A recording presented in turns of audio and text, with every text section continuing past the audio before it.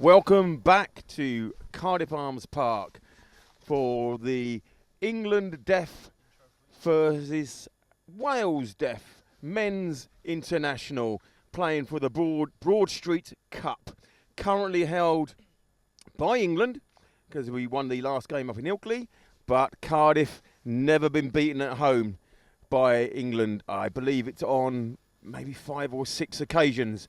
I'm joined in the very hot seat by Stasha Long again. Stasha, it's now the time of the men. Yeah, we've just been enjoying the men's choir that's been out on pitch and listening to Bread of Heaven, which is surely the most Welsh thing that could happen on the side of a pitch. But really looking forward to watching both teams playing today.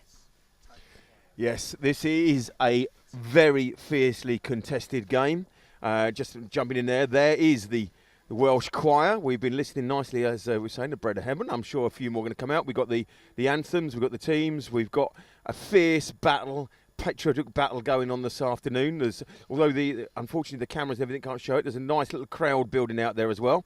This is international deaf rugby at its height. Wales world champions. It's a little bit of they won it in 2003. It's never been played since. But if I was Welsh, I'd be going, we're still world champions, you know. Yeah, and it's been 8 years since England previously won the BROADSTREET Cup, so it was in Wales's hands for 8 years. England now the holders. I would imagine that Wales will be coming out fighting for this one today. Absolutely, right here on the home park in the. Well, is this to Welsh rugby like Twickenham is to English rugby? I know that's world rugby as well, but in Arms Park, it's the original place. It's the original, kind of mecca of Welsh rugby. Yeah, I know we're in the shadow of the Principality Stadium, but I think there's a real atmosphere here. I think there's some real memories from this pitch, and I reckon a lot of the locals would say that this was the true home of Welsh rugby. Absolutely. Now, obviously, just literally behind us, attached to the back of this, is the Millennium Stadium, where it all happens these days. But Cardiff Blues, ply their trade here, and it's seen some big games over the years, both international and now at club level. But back to the international field it is today, and England Deaf definitely looking to make a mark. I'm going to say we. We've come on in strides. I used to play for these myself, and in fact, the first time we beat Wales in Newbury back in 2004, I was the captain. So there we go. And here is England Deaf Rugby, led out by Luke Cheen. Captain, he's played every single game since 2014. Made his international debut in 2014, and he hasn't missed an international fixture since. Plies his trade with Barker's Butts in Coventry. Really looking forward to watching this England team. There's a real mixture of young and old players today. The number 12, real stalwart of the team at 40 years old, right through to one of the youngest players who's on the bench today at just 17 years old. So it's going to be a really nice mix of players to watch today. It certainly is. And in fact, on the subs bench, we have Tony Wilkinson, 54 years old. So even I'm his junior.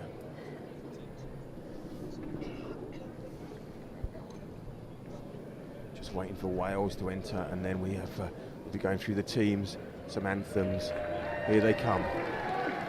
Led out, slowly doing it, led out by John Cudd. This is Scotland at Murrayfield, although walking slowly for the mascots. I think give them that, they're walking slowly for the mascots.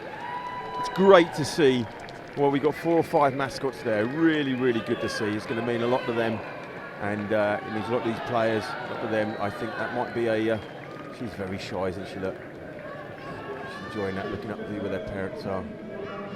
I know which one I'd be dressed as right now in these conditions. What, that number? Yeah, the second one, yeah.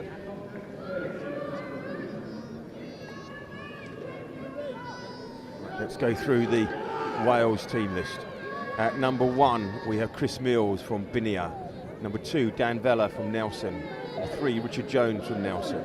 4, Scott Williams from Maested Quins.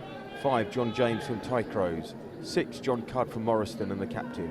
7, Shaw Miles from Llandovery. 8, Ken Downey from the Army Rugby Union. 9, Sam Gallagher from Binia. 10, Jack O'Reilly from Gleneath. 11, Wes Pooley from Ponty Butchers Sevens. 12, Cylon Ashton from Treorchy. 13, Belfort Army Rugby Union again. 14, Ryan Shallis from Dinas Powys. 15, Aaron Humphreys from Abercarn. And on the bench we have Richard Hicks at 16. 17 is Ken Dowding. 18 is Rob Mills. 19, Mike Roberts. 20, Will Larkin. 21, Jack Priest. 22, Kieran John. And 23, Nearin Butler. And the coach is RJ Coles.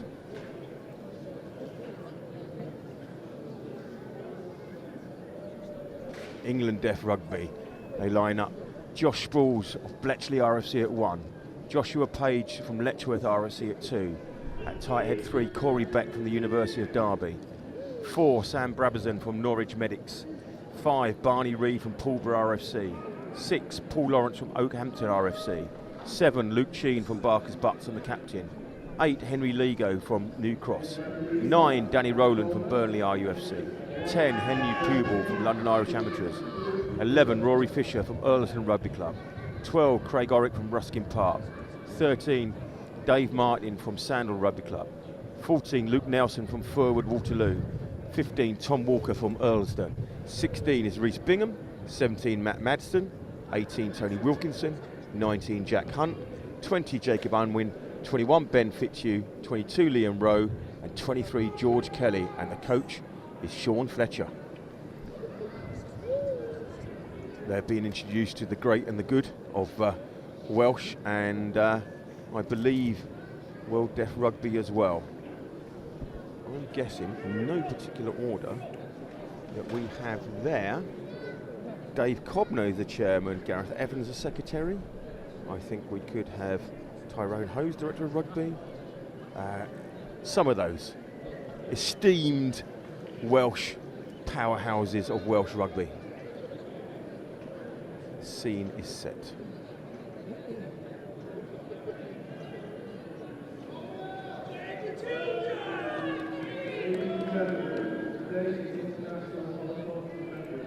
We are now going to have a minute's silence. This is International Memorial Holocaust Day, and we will join them in that minute's silence on the ref's whistle.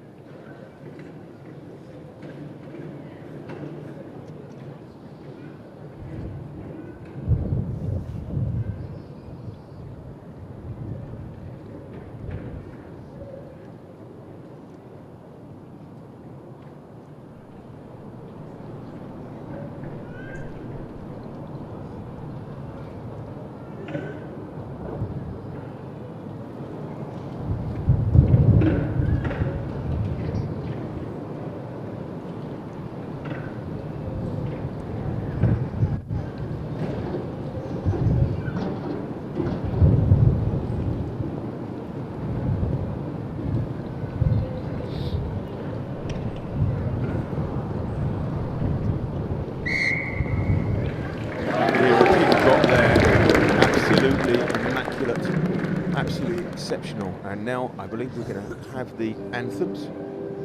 First of all, the English anthem.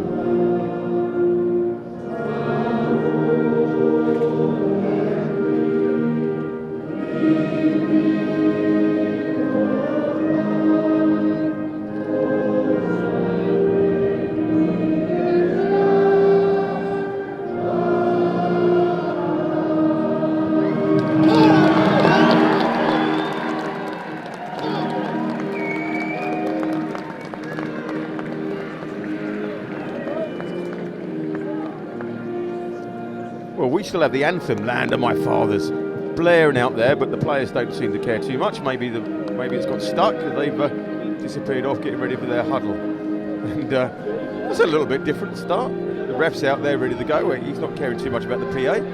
But so we're getting ready for the big game. Wales deaf, England deaf. There was the end of Land of My Fathers, just in time for England to and Wales to get ready. Stash. Prediction, what are you thinking? Oh, I think it's going to be physical, I know that. I think it's going to be whichever team deals best with the conditions and whichever team can adapt to what the other team bring to the table today. In fact, I've got a big offence here if you want to sit on it. Yeah, so that's saying you don't really know, but it could go one way or the other. I like that. Okay, I'm going England by 7. Oh, I like it. There we go. I pushed her into a decision. I like it. So it's going to be England to kick off with Henry Poobel. In fact, he's playing England fly half. He's only been playing rugby for 3 years. I bet he's good at every other sport as well. I know he's lucky little people. Yeah, he's been a member of my rugby club since he was younger. He was a cricketer predominantly, also a very talented footballer, and he was an ice hockey player. So came to us about 3 seasons ago, and he's played a number of positions for us, pretty much anywhere in the backs, to be honest, from 10 backwards. And yeah, very gifted footballer, very talented athletically, and yeah, still only in his 3rd season. And here we go. He's about to get us off for England versus Wales Deaf 2019 for the Broad Street Cup. Wales bringing it straight up. England met there with a nice big tackle there, straight in Josh Page. Wales not frightened, just to keep pumping it up just off the 9 now. Orchestrating away Sam Gallagher at 9.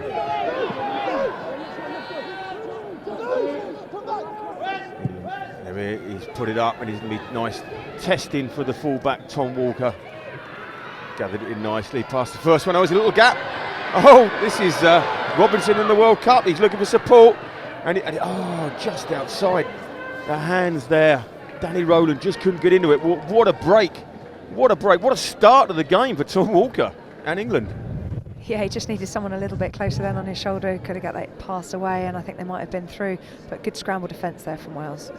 It is, wasn't it? It reminded me of the old Robinson in the World Cup, where he ran through. I think it was the Wales defence as well, wasn't it, to get the try and knock them out at the quarter-final stage.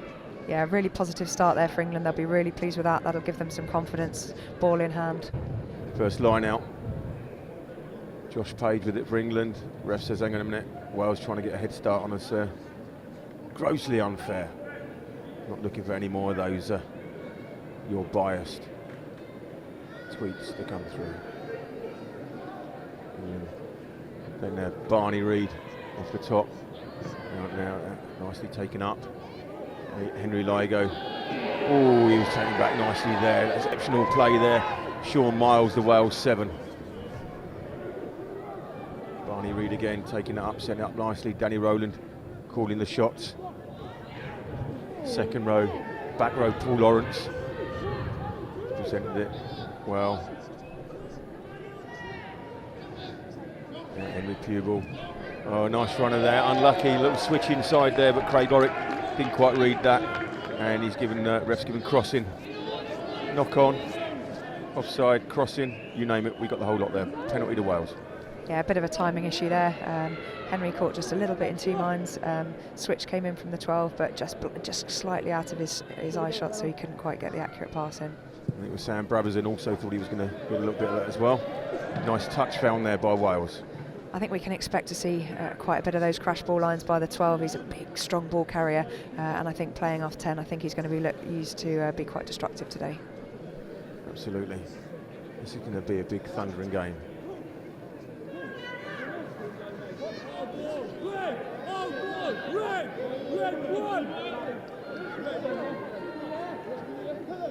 Right. Wales first line out. Oh, and England have stolen it. I think that was Sam Brabazon up there. Exceptional work.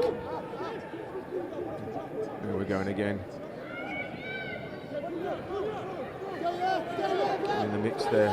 It's the winger coming in, dealing there, Luke Nelson. nicely getting involved. Here's Henry again. This move out there. Great stuff again. That's Craig Orrick bouncing through. We're making England are making yards on these tackles, and it's a free ball. Danny, it's a free ball. Little chip over the back, looking for somebody. No, the ref's going to give the penalty there, and that is for in at the side. Thank you very much.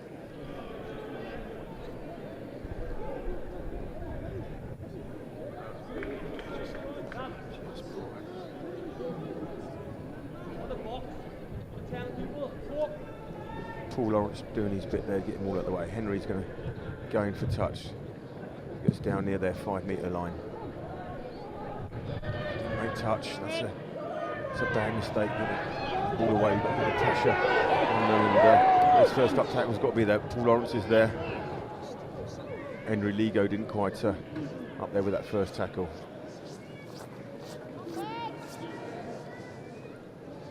Good work there, Ken Dowding pushing that up.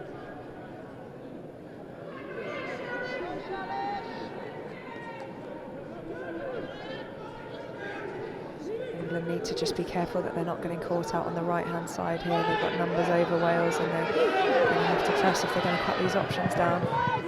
Wales going straight through the hands there nicely. Like they're listening to your stash, they heard everything, but England covered it well there. They're keeping Wales pinned in. Barney Reid well up there on Jack O'Reilly. Yeah, he read that really well. There was a couple of decoy runners, yet he just kept his eyes firmly on his man, and it's good communication there from England to make sure that they weren't fooled by that. Nice there, look at that. Pounding his legs, Luke Nelson taking him back there. You don't want to run into him too many times today. Gordon, it was offside, and very quick tap and go from Sam Gallagher. He's making the miles, he's got the support. Great play there by Sean Miles, the 7, giving him support. And now it's Ryan Shalish is taking it up. We're on the England 22. Richard Jones getting this set, settling down the Wales attack now. England have managed to slow it. Slow it? And England drinking. Wide. Well in there. Yeah, Henry did really well to cover there. It was Rory Fisher, he came flying out the line for England, and you really have to make those tackles when you come out the line, otherwise you leave a big gap behind you. But read well by the England defence, they were able to push across and cover that gap. Here we see really quick up there in the line was Rory Fisher, but he left it outside, but Henry got across well there. If you weren't with us earlier, let's reintroduce you. Lawrence Delalio Rugby Works, the lads from Delalio Rugby Works work in the community. They're on the cameras today. Big cheer out and call out to them for doing a stellar job coming down here and learning what the game's all about and grabbing those cameras and giving you a great show. England 22. Danny Rowland, oh, it's a good interception. Henry Peebles picked it up, spun off a couple. England got a set and go. Both Henry 9 and 10 are both in that maul, so we've got to come out and they've got to reset, give the fly half and the scrum half time to reposition. Great line there from Wales. Danny Rowland putting it up. England chasing. Oh, and that's a good chase. It's pushed them all over the shop, and it's still going. Wales haven't been able to put their hands on it. And that's exceptional good chasing from Rory Fisher, giving all the problem, and that's given us the knock on. It's our scrum. Yeah, I think in these conditions it's really worth putting that ball up in the air early on, just testing. It's so hard to get underneath a swirling ball and really deal with that. So England, it's a sensible decision, keeping it infield because they were outside their 22, and just a little knock on there from Wales. Ref allowed the advantage originally, but England didn't regather. And there you saw exceptional camera work from our Delalio Rugby Works guys, doing us proud. Sean and Owen up in the stand today.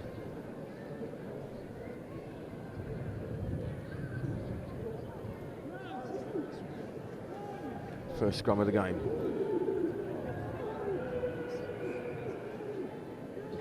And it's not an England penalty. They're going to reset.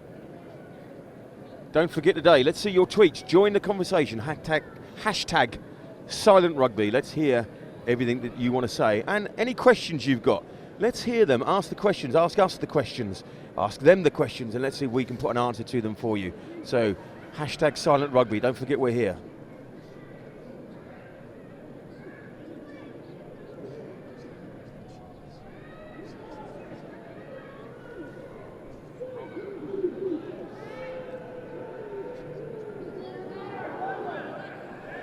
good decision by the referee. I thought that was on the first scrum as well, just the loose head for Wales, pulling it down on this near side. Craig Orrick again, punching in off Henry on the inside. We're doing well. England got to reset again. Rowland going to find some runners outside in there. Straight into Corey Beck. Corey Beck made his debut against Wales last year at Ilkley. He's got the nickname Cyborg because of the metalwork from his implant. A little bit different. That's loose from England, and Wales are away with it there, and they just can't get it through the hands, and that was unlucky combination of Ben Fulton, Ken Dowding not quite making it work. Offside, knock on, picked up, offside, England penalty. I think England were lucky there. Wales looked dangerous on the counter-attack. They looked quite lively and alert. England just going to have to make sure that those passes really go to hand and that they're accurate with their handling, otherwise I think Wales will capitalise. And Henry making no mistake about finding touch this time. No mistake.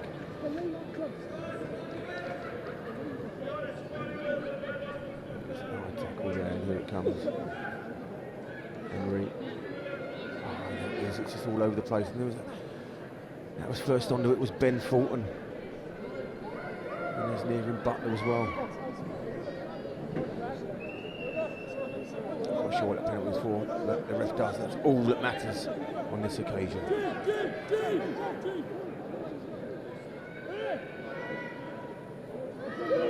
Aaron Beasley, a former England captain, talented bunch at death in the squad. They're taking Wales. Gutted to be missing this one. He's looking forward to it.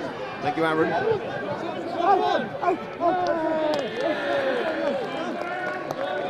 Ref said it has been knocked on. Scrum Wales.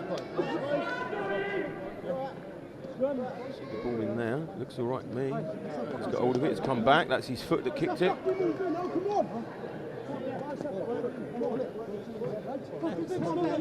Well, it looked all right to us, but we've got the privilege of a replay. It looked like a football in our hand.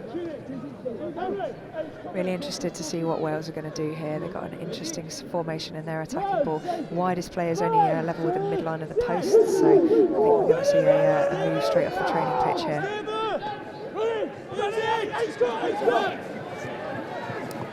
Ken Dowding picked up there and he's ripped off him. That's exceptional play by England Def, but the ref's not.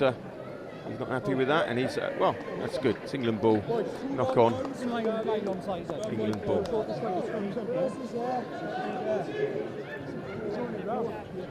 First call out. Ellen Moss for Derby Rugby Club under-9s cheering for our favourite player Corey Beck. 3 silent rugby. I believe he's the. I think he does some coaching there of the under-9s.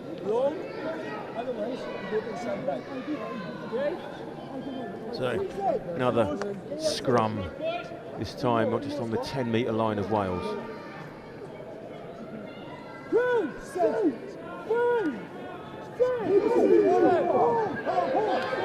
think we've got to wait for that to be steady. And he's saying that's an England tap. Danny Rowland takes it quick. Henry, they're going through the hands. And there's Craig Orrick coming as well. That looked high to me, but the ref said no, so that doesn't matter. Good hands by Dave Martin as well, getting it out there. It's all ready to go. It must be quite hard Corey to go Beck. high on a guy. That's yeah. Maybe that's why the ref gave him the benefit of the doubt. So Henry Ligo orchestrating his troops at the front there, trying to move it out. Yeah, England have spotted a little bit of space out wide on the white. There's Dave Martin. Oh, and a good hand. He's got it away there. It's Luke Nelson, and he's got players outside in Barney Reid. The second row, obviously like my good self, but he couldn't quite keep up. Barney, clean them out. There we go. The ball's set. England getting ready again. England set wide.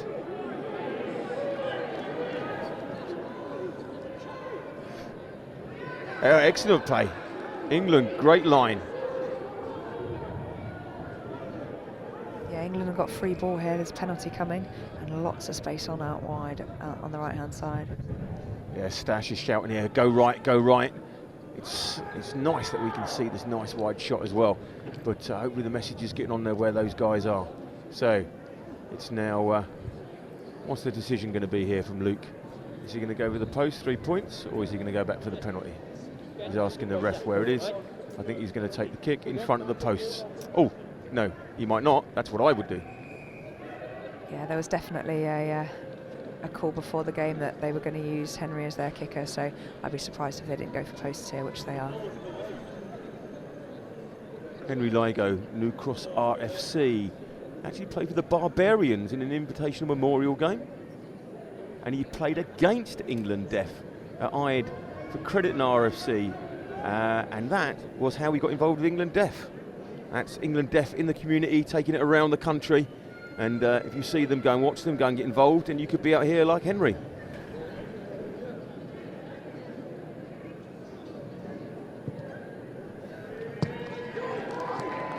Henry Pupil, straight over. Thank you very much, Henry.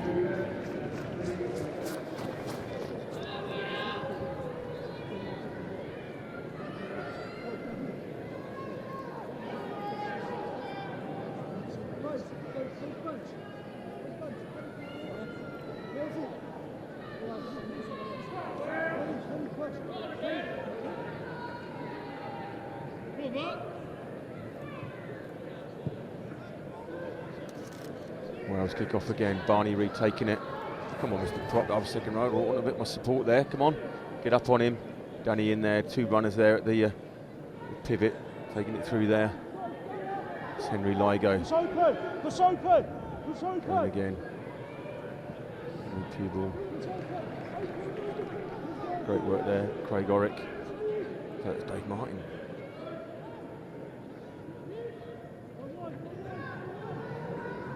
Josh Page finding the little holes.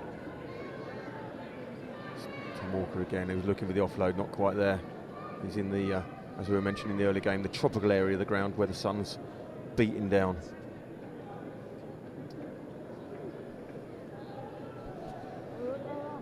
Yeah, England lost the ball there, just going a little bit high into contact. He's a big ball carrier, the 12, but just needs to try and keep the ball away from contact, drop his shoulder a little bit, and work a little bit harder to keep the ball away from that contact area. Good offload by Wales. Oh, unlucky, that was nearly there, and they've still recovered it. That's Craig Orrick trying to get in there, turn it back, but that's a Wales ball. He's going to get pinged for not getting out of the way, or no, he's gone. Welsh Gallagher spinning it wide. Good support there. There's Gallagher again. Sean Miles. Good support from the wing. Gallagher going to take it back right now. Wales going to camp themselves on this line. Wales, England defence has got to be top notch here. Good work there by Richard Jones, finding the extra yards. I think Wales are going to go wide in and go through the hands. Oh, not quite there. Not quite there. Ryan Shalish looking for something clever, and it didn't quite come together, but the refs pulled it back. Is it just for the knock-on? I believe it is. Yeah, well, I think Wales will be disappointed there. They had men out wide. They just weren't quite holding their depth enough, so the ball carrier got caught man and ball there, wasn't able to get the ball free to get the offload, but he had numbers out wide. I think England will feel that they've been let off there by that mistake by Wales. Yeah, I think that's very, very fortunate. Wales are just starting to put their foot on, dominate the ball, and they're also recycling it great. They're keeping it, and they're just like dictating a little bit, and the ref's speaking to Gene and Orrick, and he's telling them what he wants from his players.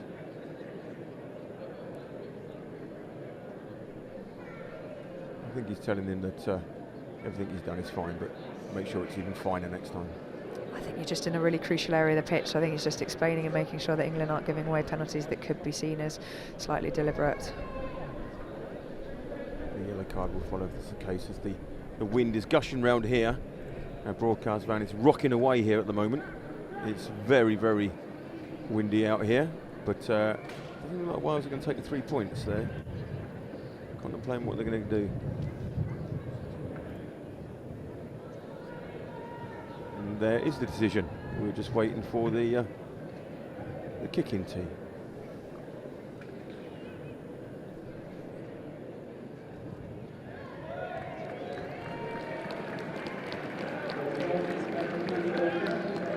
So, Wales are on the board. Wales 3, England 3.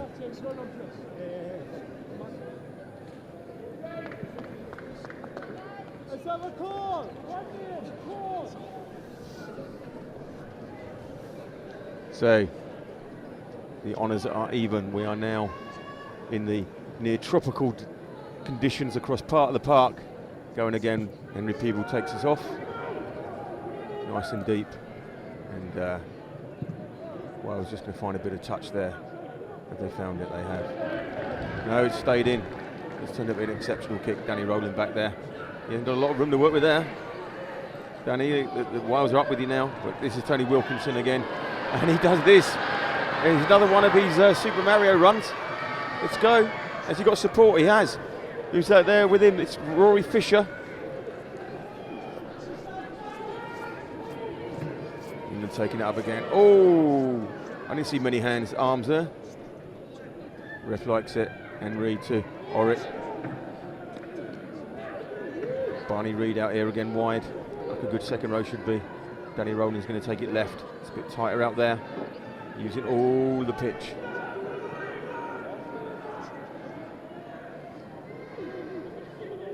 England secured ball. Slow ball now though. It's slow ball. It's slow ball. Sam Brabazon just taking out. I'm just gaining some extra yards. It's going to come out. Corey Beck. He's been impressive today. It's England ball there. Good second, a good back row there by Paul Lawrence, back row play, making sure it's good. Yeah, England just need to be really mindful here. I know they're trying to set up runners who want that ball and they're in the 22 or around the 22, so they want their hands on the ball, but they just started to commit fewer numbers to those rucks, so they're getting slower ball at a time when they could really do with having quick ball here. So those forwards just need to work hard. Nearest players need to get in and secure that ball so that the 9 can get quicker ball out. Absolutely. England are suffering here from not getting quick ball. Danny Rowland trying to go quick there, a bit isolated, and that, it's free ball. It's given it to, I thought that was going to be not releasing, he's on his feet, but England trying it. Here goes Henry's trying step. Can he get away or can he find? Yes, he found there Henry Ligo. Henry to Henry. Barney, Danny. It's Josh Sproul's taking it up. One of the profoundly deaf players in the team, Josh Sproul's. Coming up there, Craig Orrick trying to find the room, but there was definitely a bit of crossing there. But the ref is going to go back to the earlier infringement. I really like the way Wales are defending at the moment. They've got at least 2 players in the backfield, always on the open side, the wingers back with the fullback. And you just saw Henry look up there, Henry Peeble at 10. You just saw him looking up to see whether the kick might be on, either a little grubber through because the defence had pushed up quickly, or a chip over the top. And he caught sight of those 2 Wales defenders. So Wales doing really well there to cut the attacking options off for England. And Henry Peeble is going to be going for the posts. And earlier I gave you all the details, but Henry Ligo, who wasn't even kicking. So Henry Peeble this time is going to be on there. And so let me fill you in. London Irish Amateurs, 7 caps, 23 years of age, and only been playing for 3 years. I don't have as much info on him, so one way, it's better if somebody else was kicking.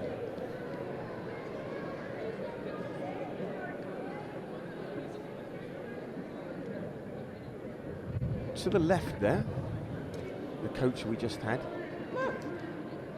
is former England scrum half and captain Graham Sage, and got really badly injured a few years ago, and I don't know if that's why he played since he's part of the coaching team now. Yeah, I was chatting to him earlier on the pitch, and I asked him, how do you think the players would describe both him and Fletch? And he reckons good cop, bad cop. Couldn't be definitive about who was who, but that's the dynamic he reckons is going on between him and Fletch as coaches. Well, let me tell you now, Fletch is the bad cop, but he's from North of England, and he has been heard to smile on 3 occasions in this decade. I guessed as much. So England nudge ahead again, 6-3. It was really interesting chatting with Fletch actually before the game. He was saying that usually they have to try and calm the players down because they really kind of get excited and quite adrenaline filled before the game. But today they seem quite settled. He thinks it's something to do with the fact that they're current holders of the cup. So yeah, it seems like they've got a good balance at the moment.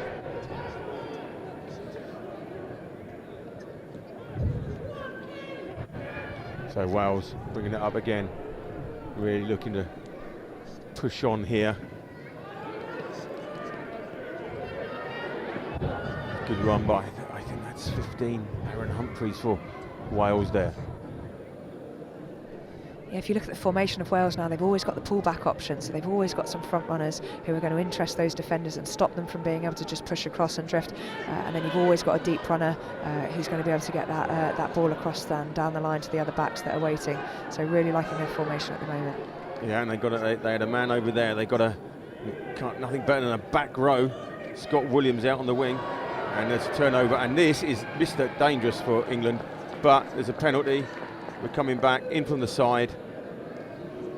So England have got to defend their hearts again. Yeah, England need to be careful here. They're giving away quite a number of penalties every time Wales get in the 22. I believe they've been warned already by the referee, so they just need to make sure that they're not kind of chancing and going to risk a man going and having a little sit down and in the warm for 10 minutes. It's quite tempting, that warm, though, in all fairness. Yeah, you couldn't blame them. So we got a man down. You lose that. That's 14 for England. Yeah, Luke Nelson just getting some attention there from the physio. And they're going to go for the posts again. So near in Butler, wearing 23. Sam Gallagher's going to try and hold that still for him. Gives you an idea how blowy and windy it is today.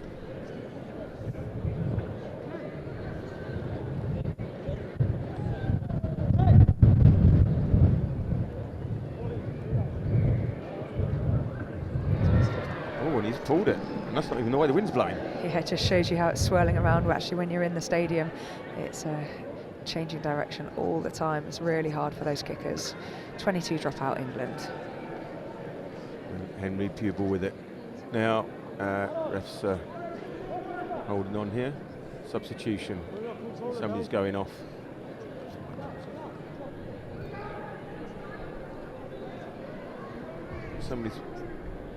I think it's going to be, no, it's number 8, England's Henry Ligo leaving the pitch early on. And coming on for him is, goes without saying he's got his back to us, but England, Henry Pupil pushes it back up, back to the halfway line. Wales start attacking again. It's Aaron Humphries on that ball again. He's looked dangerous every time he's had it from fullback. He stepped inside there, Wales stepped inside there, looked dead certain that England wouldn't get into touch. Gallagher bringing Scott Williams into play. He's been everywhere today. He's been playing very well, the second row for Wales. Nice inside move there. Good angle run there from Richard Jones. Here he comes. Jack Riley calling the shots. Yeah, numbers out wide here for Wales. England need to be careful.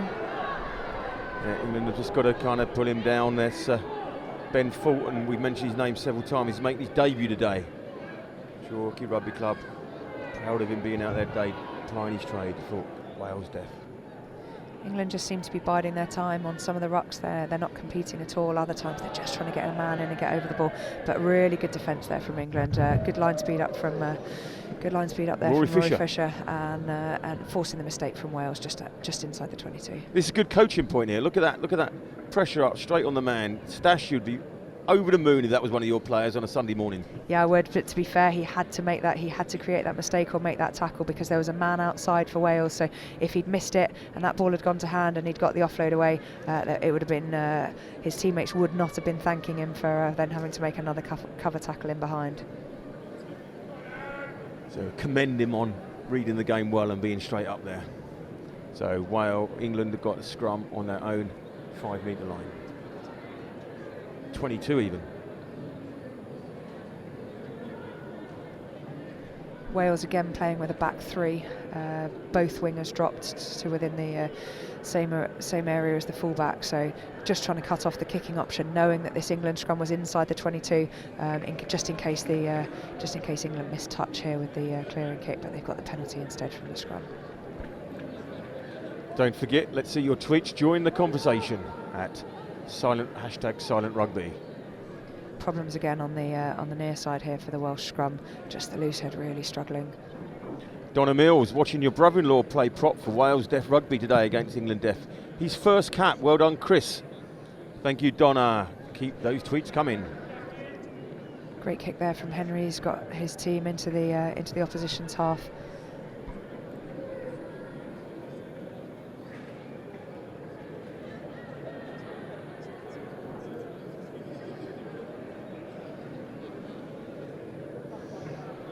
And you can see in the tropical heat over the far side there that the players are a lot slower to the ball now. Obviously, even though it's about -7 out there, they're slowing down. But it was a frantic start the first half hour of this game. Yeah, you can often tell when teams walk slowly to the line out, you know that they're going to try and throw the ball straight in. It stops the opposition from having time to be able to try and read what they're going to do in the line out. So often teams will walk towards the line out, just deciding what they're going to do. But Wales getting a good turnover there, looking to move the ball wide early. Yeah, and they're coming through here, the full back again. Aaron Humphries punching through and getting a good 20 yards further there than if that first tackle had come in. And that's really unfortunate on Dave Martin. He was doing what he could to get out of the way, and he just rolled over the ball, and the ref said not rolling away. Well, he was rolling away, but just towards the ball, that's what he got penalised for, and I think he probably knew it was there, if I'm going to be really hypercritical. Yeah. Let's see. I mean, like he's there. There was one before that. Yeah. I'll have a word with the producer, see if he can get his finger out, and that'll help us a bit better. Sorry, director. Okay, so Wales attacking just inside England 22. Wales line out. I think this might shape the type of game they're going to play, because I think they pick the ball up here, a driving maul, or just coming out 9-10 stash.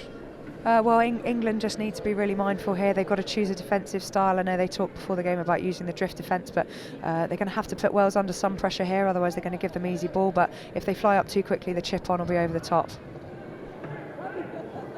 There we go. It's the 9. They're trying to work up. He's come straight out at 8. There was popping in now. Great mileage there, Ken Dowding. Wales trying to keep it tight. Barney Reid underneath it for England.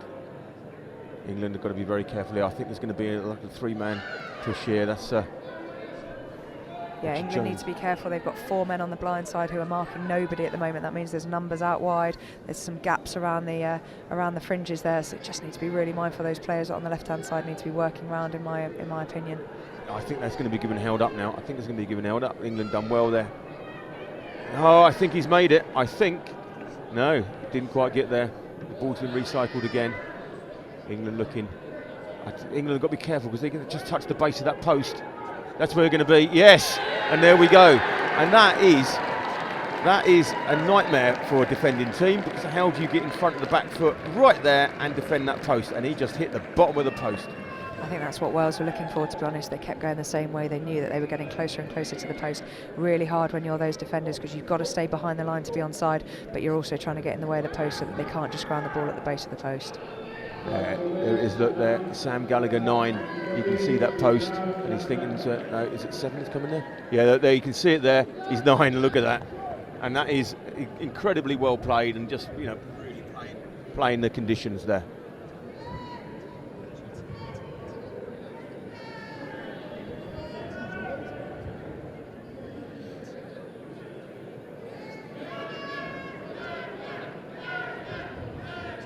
Sam Dowding with the extras.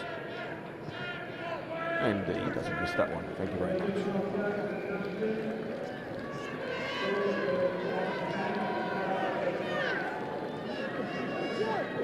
Sam Gallagher leading in Wales on the pitch, on the score. It's all happening for them. So Wales push ahead, 10-6, half hour of the first half gone.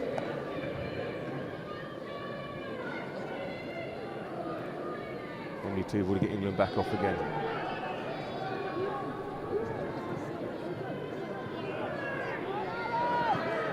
Wales trying to bring it up through the middle there. Dave Martin, come on Dave. Yeah, so he's got him eventually. Aaron Humphries is looking really dangerous every time he gets the ball. If I was kicking off, I'd be making sure I'd be keeping that ball well away from him. He's the biggest attacking threat for me for Wales at the moment, and yeah, just ball straight down his throat there. England doing everything in defence here. They're going to need a little bit of a break in a minute. They were really unlucky not. They were so close to getting the turnover then, but Wales brought the player off his feet, so he has to release the ball even if he's won it at that point.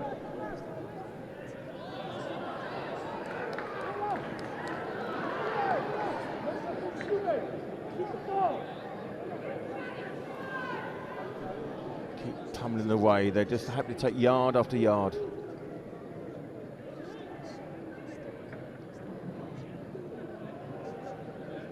Right up there on the tackle line. Foot in the scrum there. It's Barney Reid. My money says he knew all about it. That's a penalty to Wales. We're going to be coming back for that. What you will notice as well, there are some hits just after the whistle. Remember, this is Deaf Rugby. Not every player out there will be able to hear the ref's whistle, and they're reliant on other players who do hear it to let them know that the game has stopped. That was also my excuse for other occasions as well. That's another story. And 23, Kinnear Butler's going to be going for the posts. I think it's credit to both teams' defence actually that we've got lots of kicks at goal. I know it's obviously a competitive game and we're looking to try and keep the scoreboard rolling, but I think both teams are defending fairly well. There's been lots of errors in the 22 and people are taking points when they get the opportunity. Kinnear Butler is going to be trying to take this lead out to 7 points. Converted try. Not going to be an easy kick from here with the wind, the sun, the conditions.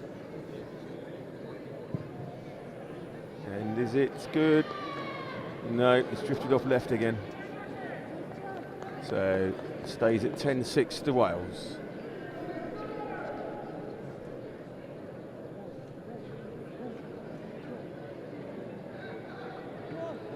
And now we need a ball.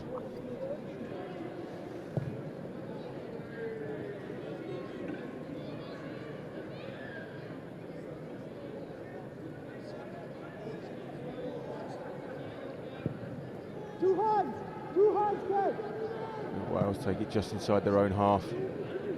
Now back up, nicely taken there. That's Wales number 8, Ken Dowding.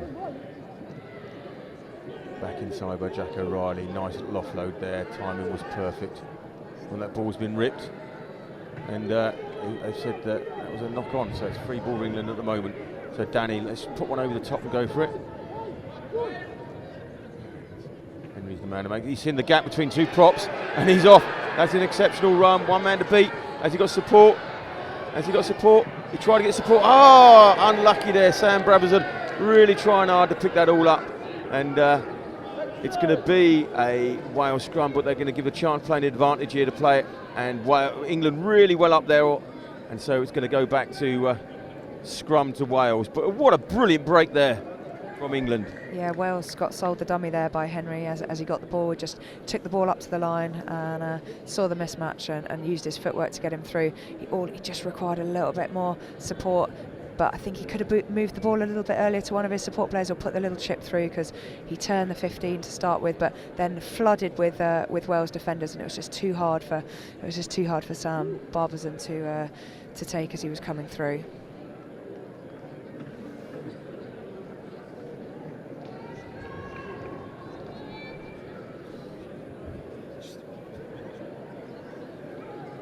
So Wales defending on their 5 metre line. It's just like England, look, they've got the pressure on there, got the pressure on. Ref, look, they're popping up.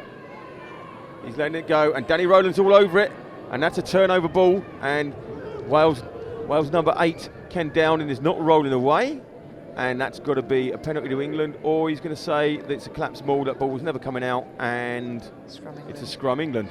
There we go. Exceptional play by the Danny Rowland, the England number 9. Yeah, Wales are going to want to try and play with any advantage they get at a knock-on, because they're not having a good day in the office at the scrums here. So they're going to want to try and keep the ball away from those scrums where possible, particularly in this area of the field.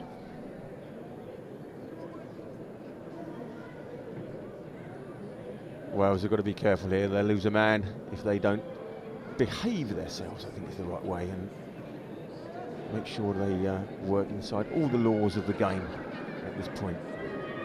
I think England have got the opportunity here to really stamp their mark on this scrum and just trundle it forwards as much as they can.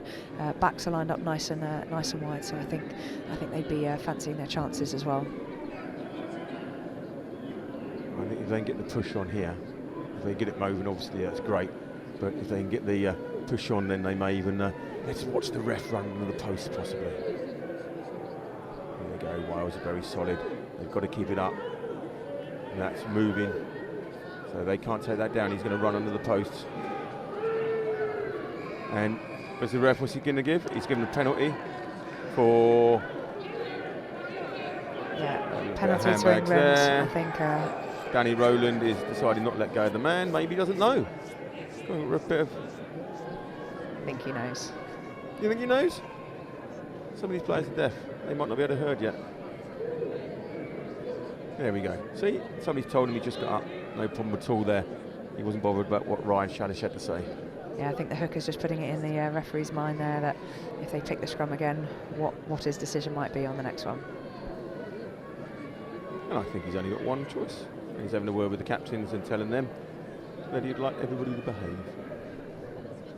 Yeah, well, England don't need to be giving any cheap penalties away here for anything off the ball. They've got the dominance, and I would imagine that if this scrum goes the way the last one did, that the referee would either be taking a little jog under the post or somebody might be going to the bin. Don't forget, you can join the conversation. Let's see your tweets. Ask us a question. Ask the players a question, and we'll try and tell you what they think they should be doing out there. And Chloe, so proud of you. Will, we'll keep it up. Wales Rugby. Will, I wonder which Will that would be then. We're going to go with, yeah, it's a bit of a typo when you're Wales Deaf Rugby there, though, rather than deaf. Or you know what you're talking about there. But yeah, we know which Will you're talking about, but it's Deaf Rugby and not deaf.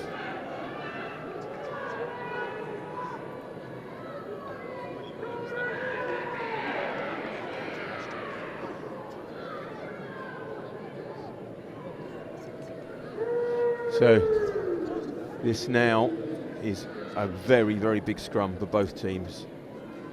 Wales have got to show their mettle and defend it, and England have got the opportunity here to go into the lead, and possibly to the lead before half-time. This may be the last play before half-time now.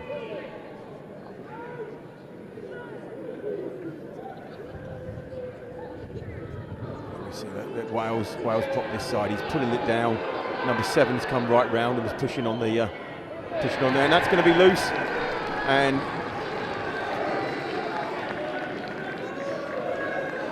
And he is going to say it's a penalty. Oh, England. Oh, God. I was wondering why there. He was pointing. Oh, no. He has changed it the wrong way. He has gone the other way. For what? So, Wales have pulled it round and gone through. And then the ball's come loose. Unfortunately, we haven't got the mic on the ref, so we can't tell you what that decision was, but it was, I'm going to say, use the word inspired. But anyway, Wales cleared their line, and Luke Sheen, the captain there, is also inquiring as to what that was all about.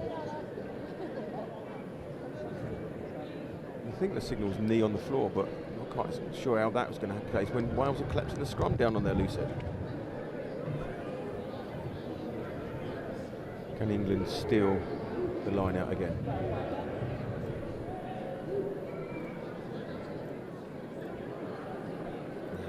Wales pick it all up, but and that is half time. That is half time, and Wales are leading 10-6. I felt England were really unlucky then not to get a score just before half-time. It would have done them the world of good. They would have gone in ahead, and that's always really good for the psychology going into the changing rooms ahead. I'm quite surprised that they didn't get a decision from that last scrum, having been so dominant in every scrum so far this half. I think as well, though, that they'll avoid confidence in that. They didn't get the decision, but they definitely had the better of it. They could have easily got the decision. They were on top of them. They were pushing it, and I think if I was one of those forwards, I'd be disappointed that we didn't get something from it, but I would have taken a lot from it. Yeah, I think England will still feel that they're dominant in the scrums. I think they'll still feel that, that they've got the pack, the Wales pack in their pocket. They might just be asking the referee to stand on a particular side of the scrum to watch what's going on, because I do feel like the loose head side for Wales is just being pulled down very slightly. But credit to Wales, they've defended really well. They scored a clever try in the first half in terms of using their pitch awareness and pretty even game for me. I haven't seen too much between the teams, both making fairly similar decisions and playing a fairly heads-up style of rugby. Yeah, I agree. I think Wales do deserve just the lead at the moment. I mean, if you took Tom Walker's runs out of the game, which brought us 70 yards for England, that Wales have just around the fringes and everything else have just kind of had the advantage, and so the general overall play, they probably deserve to be sneaking ahead. But then I wouldn't have denied England that little score at the end there, because in the scrum, in the tight there, in the right areas, they are they are really imposing themselves. Yeah, I think the England pack are certainly dominating. I think the line-out's been a bit of a lottery. I don't think it's been particularly dominated by one team or another. I think the scrum's been dominated by England, but I think what I've really liked about the Welsh team is both their attacking and their defensive setup. They've looked really organised. They've worked hard so that their scrum halves got quick ball out every time, and they've always challenge the England defence to not really know what's coming next. I've liked the fact that there's always been options that for the short crash ball runners, but then there's always the options in behind, so England can't fully commit to those forward runners. They've got to leave players out wide and not get sucked in, and it has left a few gaps which Wales have capitalised on, particularly Aaron Humphries at fullback. He's looked really elusive when there's been some broken field in front of him, and he's found those gaps really well. Absolutely, definitely. Now, here's a question for you from Emma Moss. Is this ref mad? Ellen Moss, sorry. Okay, Ellen, don't beat around the bush. I mean, I'll say it how it is. It's really hard, isn't it? It's easy for us sitting up here in the commentary box. We have the beauty of the replays to go on, but it's referee's interpretation, and maybe his is just differing from ours very slightly. That's about as controversial as I'm going to go. I think you said that very well indeed. Another England deaf player that can't be here at Cheers Mate Pro. Brilliant coverage of the Wales Deaf Rugby versus Deaf Rugby game today. Thank you very much, Ivan. Gutley can't be himself in person, but thank you for the compliments. Remember that you can also be part of this conversation. Let's see your tweets. We can have questions as basic as Ellen Moss, or we can have some more in-depth ones as well. So see your tweets and your teats. So let's see your tweets. No children around here. And it's #SilentRugby.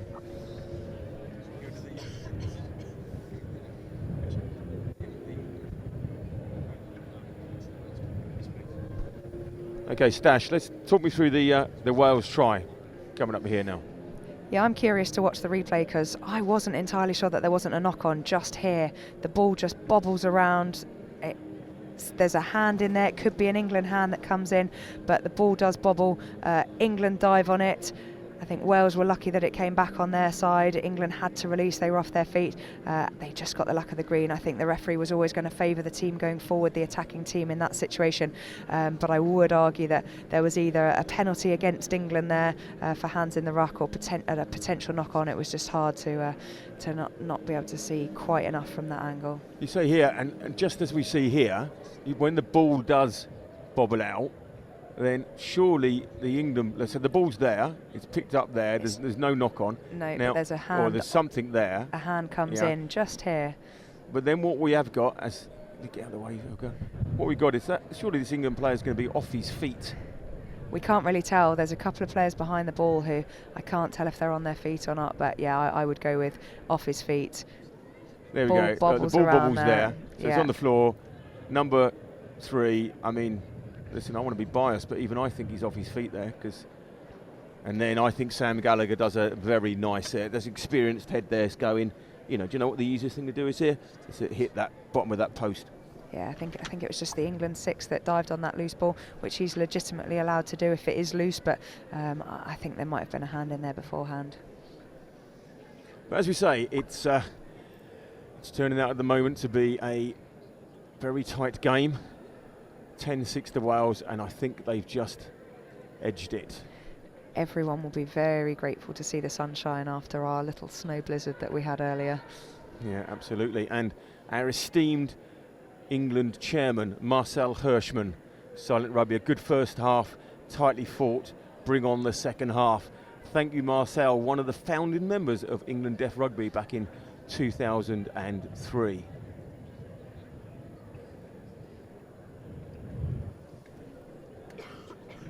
Dan Moose Stratton, proud of you, Will Larkin. Let's see this game through. keep your tweets coming, and we'll try and get as many of these up on the board for you as we can. So as we wait for them to come out the second half, do you think, Stash, there's going to be any change in the way that each team's going to go about it, or do you think each team is going, do you know what, it's working well? You know, Wales will say we've got the edge. England is going to say if we'd got that decision at the end, we'd have the edge. I think it's going to come down to the backs, if I'm honest, in the second half. In that, if we're going to see some more tries, I think that they're going to come from potentially trying to outwit the opposition defence. And I think both teams have done really well at that so far. We've seen ball in hand quite a lot. We haven't seen too many kicks through. So particularly in these conditions, like we said with the women's game, it's good to just put up a challenge for the opposition and see how they deal with it, because that ball is going to swirl around, and you take your chances. You try and create errors from the opposition, put them under pressure, and that pressure doesn't always need to be in terms of physicality. It doesn't need to be line speed. It could just be that you're having to make the opposition think, you're having to make the opposition play in a way that they don't want to play. I would imagine that Wales are going to try and keep that quick ball going, because that's worked really well for them in the first half. England are probably talking in the changing rooms about their width in defence and trying to stay wide, not get sucked in, but it's all to play for in the second half. Yeah, absolutely. There hasn't been one, real dominance from each team, but I think each of them must be very pleased with how it's gone. And I think if I was Sean Fletch in there, England, I'd be going, let's do the same. But let's just be a little bit more clinical in that last area. And I think, RJ Coles might be saying the same. He's had a few chances. I just think it's been, a great occasion so far, a great game, and great ground, great setting for it all, and I think we're in for a real treat in the second half.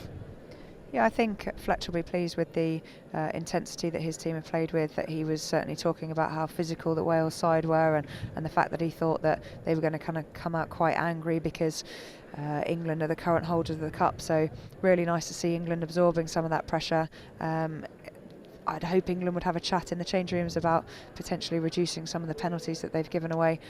As individual discipline as well as team discipline, they just don't need to take those chances in the 22 where they're going to get punished if they're within kicking distance. Yeah, the kicking has been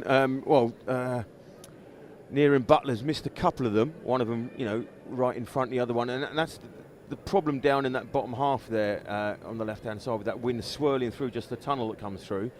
And so I think that they probably, in the second half, any penalties are going to be penalised. I think they both got the idea what's happening down as we look at that picture there, this bottom left-hand side. The wind comes through from there behind this big screen, big stand here, the Millennium Stadium, a little stadium behind us, comes through there and just swirls round. And I think that's playing havoc with the kicking down this end. Yeah, you're right. The wind's particularly strong going from sort of bottom left-hand corner as we're looking at the screen now towards the top right-hand corner. And so it's particularly favouring the team who are playing from left to right, which will be Wales in the second half. So England will need to think about their setup. They'll need to make sure that they're always playing with a back three. We talk a lot in coaching about playing with a pendulum, so dropping a winger to make sure that the kick is covered on the open side, and then pendulum back when the ball moves across to the other side of the pitch. Wales were playing with a back three, so all three of them were back. It meant they only had three up in the midfield, and that worked really well for them. It cut out the kicking option, and the wingers were reacting really well when that ball stayed in hand and didn't get kicked, in that the open side winger then came up to fill in the gap out wide. And Ellen Moss has come back to you. She's listening hard. You're spot on about the ref interpretation. This is why I manage a team and don't ref. Ha. Don't want to be hated. You're not, Ellen. We love you for coming back to us with all these tweets, so please keep it coming. Yeah, I think, Ellen, you're quite right. I think a lot of people are reluctant to referee because they worry about the abuse from the sidelines. Certainly as a school teacher, we're really hot on it at school. We've got some great ideas in terms of putting up signs behind the tea and coffee so the parents read them. I think you're open to getting a lot of flack as a referee, but that shouldn't put anybody off wanting to referee. We just wouldn't have games without them, so anybody thinking of picking up a whistle, do it. I've never played a game of rugby in my life, yet I referee every week at school, and I referee occasionally for my club as well, and as intimidating as it can be at times, it's generally your own pressures that you put on yourself. Rugby's still a sport where you get lots of support from the sidelines, and generally the players are really respectful, so please don't be afraid to pick up a whistle, Ellen. You seem to have got a good grasp of the game so far. And as we saw in the ladies' game at half-time, if you haven't got the ref, you can't start, as we waited 3 or 4 minutes for him in there. So every game needs a ref, and thank you all the refs out there giving you time. And a ball, which we appear to be missing now. So another game where we haven't got a ball. Every half we don't have a ball. There we go. I think we've just got one coming into the game now. So, second half underway. It's all to play for. Wales 10, England 6. Yeah, England setting up really deep. You'll see a player right in that back corner, right in the back top corner, just in case that kick gets carried. Much easier to run forwards onto a ball at the kickoff than it is for it to go flying over your head and not know who's behind you. And it's also the responsibility of the player coming forwards to take that kick as well, rather than the player who's running backwards. So communication key there for those players. So England starting deep inside their 22, taking it up, and we will let you know of any substitutes as we see different numbers appear on the pitch, but England pushing it up early. Yeah, the wind was really apparent there, that he put quite a lot on that kick, and it went up nice and high and then just sort of almost stopped in mid-air and just dropped not probably 10 metres from where he kicked it. So England need to be careful in terms of the choice of kick selection that they use. That looked forward for me. It was definitely forward, but I tell you, straight into the game, straight off, Ken Dowding, the Wales number 8, again making a really big impact straight off. And here we go again. Yeah, that was Tom Brady forward, that was. Yeah, it was a nice line by the 6, just needing to be careful that we're not passing to somebody who's already in front of the ball. Level's okay, it's all about that timing. I like the way Wales are set up here. They split the England defence. So, sorry, I like the way England are set up here. They've split the Wales defence, should I have said. They've got 2 men in that 15-metre channel, which just means that Wales can't overload that attack. And the Wales, you know, I'm no expert in the front row. I played second row. My agreement with the front row was you pushing this one, I'll push the next one, right? You know, so we can both have a rest. But what I did realise is that when the opposition keeps going down all the time, it was because either they're just not up to it, not strong enough, or technically it's not working. And that to me, from here on the blind side, we can't see anything, looked like that. Yeah, you just seen the referee there chatting to the hooker and the loose head for Wales, so he's gone round on that side, he's dropped himself nice and low, so potentially giving a little bit of coaching as it's going on. Just both teams need to be mindful that they're pushing directly towards their try lines. Yeah, penalty there for England for sure. Wales wheeling it round on that side again. The ref is going to let him know. This is an interesting scenario. The first game I played back in 2004, Def, when the ref wouldn't have a word, we had to bring an interpreter on, we had to bring a signer on, because we had so many profoundly deaf, especially in the front row. And obviously, you know, in all fairness, nobody knows what goes on in the front row anyway, and nobody understands what they say back. But we had to bring the signer on for it. But these days it could be just for the lip reading, or they're not profoundly deaf, you know, like was mentioned earlier. And that's you see the scrum again. Yeah, I think England are going to have to be careful here, because they're still trying to kick for touch when they're kicking into an absolute gale force wind. I'd quite like to see them come up with a different option. They're dominant in the scrum. Potentially they might get more favourable decisions that way, and I'd also just like to see their backs with ball in hand. I think it gives a team confidence when they have the ball for longer, and it just settles everyone down because it gets them into the game a little bit more. It certainly does. There's nothing like having the ball and dictating the play, and you don't feel half so tired when you've got the ball than when you're defending all the time. Even if the player's not running into you, you're mentally on edge all the time, you're just waiting for them to hit you. Am I going to get the tackle right? Is my head in the right position? It's tiring. Yeah, Wales working really hard here to try and turn England over, or just simply to slow them down, to stop them getting quick ball. The only thing they need to be really careful of is that they're not off their feet. They're going to give away a penalty.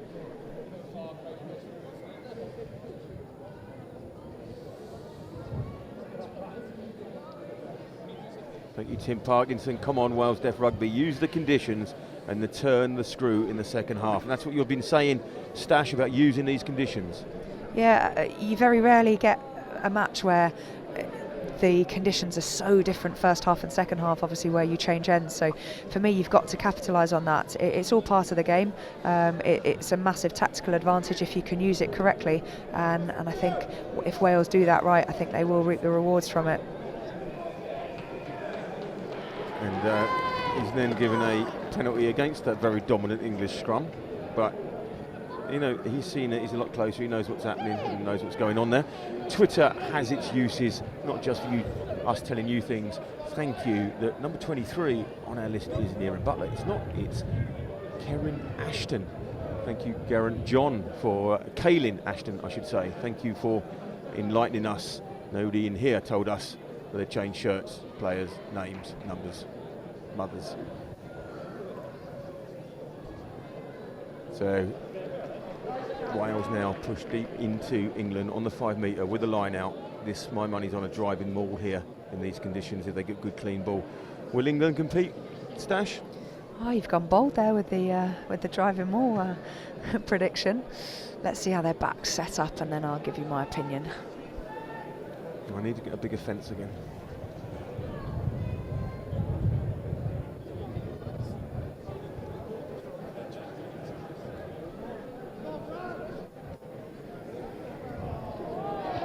And England have turned it over. Wales had it in their hands, but not for long because it didn't stick. And England have picked it up, and that's a get out of jail card free, that is. Yeah, England also recognising that they're running out of space for this clearing kick, so probably the right option to take it in with the forwards there. Henry there, he likes the idea of running it. Yeah, I can't blame Craig him. Irick there, they really like this idea of like taking it up to the backs and giving them a one-on-one. I think a lot of coaches will get nervous watching this, thinking, oh, why are you trying to run it out? But I think it's a sensible option in these conditions, as long as England are really mindful that if they make mistakes, like they just have done, it is going to be costly for them. But they don't really have much option in these conditions, because I think if Henry had tried to kick there, or if a box kick had tried to go in, I think it just would have gone straight down the throat of the Wales players, not 10, 15 metres in front of where the kick had been taken, and then they would be back in scramble defence mode, which they've been absorbing a lot of so far. Yeah, we see, unfortunately, we just can't quite see it there, but in there somehow, one of these there, yeah, as he picked it up, it looked like Barney Reid or something. Yeah, my only query with that, if we watch the replay again, is just how offside Wales were before that ball got picked up. So the ball is still in here, still in, and he's miles offside. He's never behind the back foot. His players his even knees, trying to flick him back with his shirt, yeah. So that tells us something, doesn't it? Yeah, I think that's hard on England there. I think that should have been an England penalty for offside.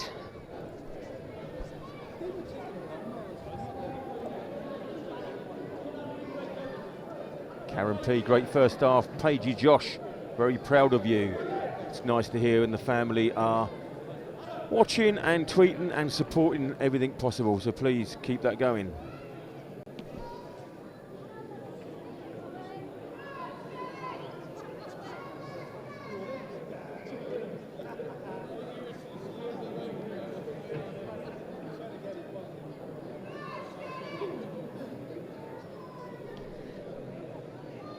I'd quite like to see the referee get involved in the scrum here.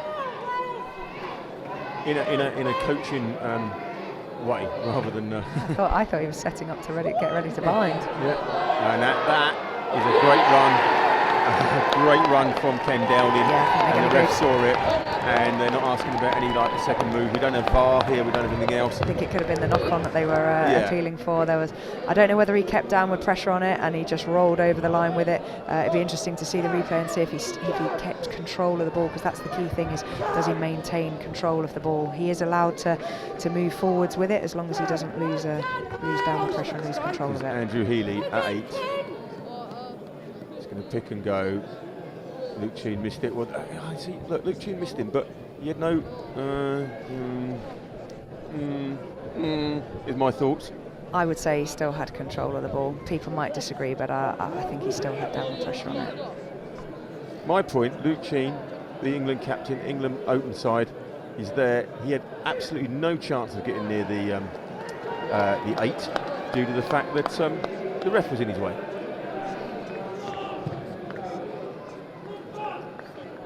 Yeah, to be fair, I think in the referee's defence there, he didn't come around the side, so everybody knew where he was at the start of the scrum. But agreed, I think he might have got in the way just a little bit there. Yeah, I don't think it's the ref's fault, but I think that I don't think it's his fault, but I think it's the fact that it didn't help the cause. Yeah, agreed. And there is the try scorer picking the ball up and coming straight back in. He's a very, very big influence, big runner for Wales. England have now really got to pick it up, 11 points behind, and still a lot of time to go. But I think their strength is in their backs, because that's where it happens. Give it to this man, Tom Walker, then get it to the backs, play it through the hands. I think that barbarian style of rugby is going to suit them more.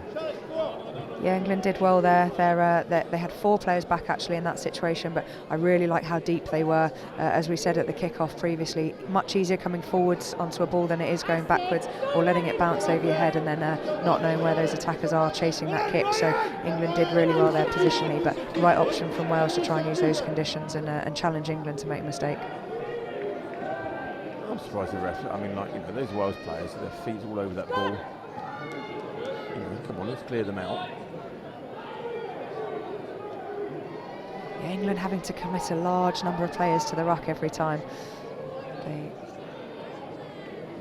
that was a little bit unfortunate there, but it shows there though how many players England are having to commit. That then when they do go out wide, players are having to tear across to get in and protect the ball, and they don't necessarily have the number of players in the back line that they might want to be a little bit more effective and use that space. That's better quick ball, yeah. Wales are doing very well and there's Barney Reid running in for an offside play from here anyway. So here's the chance, they've got the number. Now, let's go. Back yourself. Rory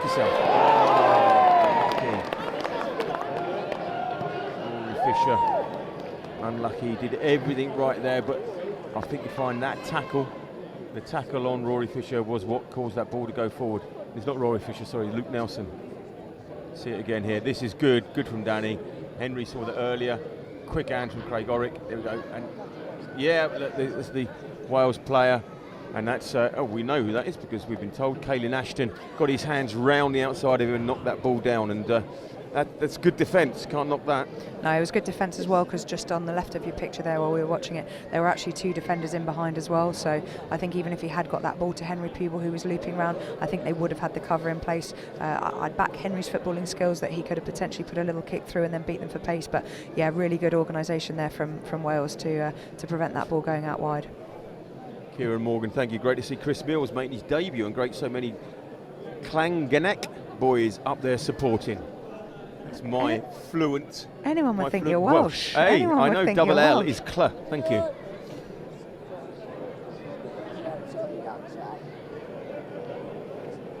Aaron Beasley, again, he's watching a lot. Thank you, Aaron. Awesome to see Reece Bangham on for his first cap. He is hoping the boys come out firing and looking forward to see more characters on Twitter. I assume that's what he wants to put down there. Either that or Aaron can't count. I'm not too sure, but Aaron, try and get some more characters in there.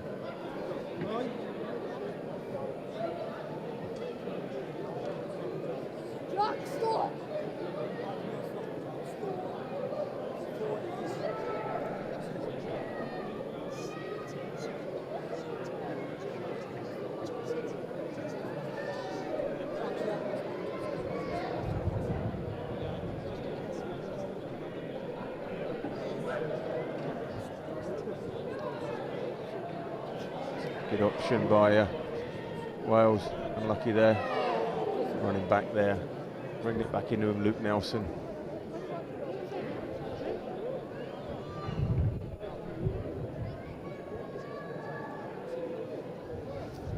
Wales slowing it down at every opportunity here, and referee acknowledging that with the penalty to England here.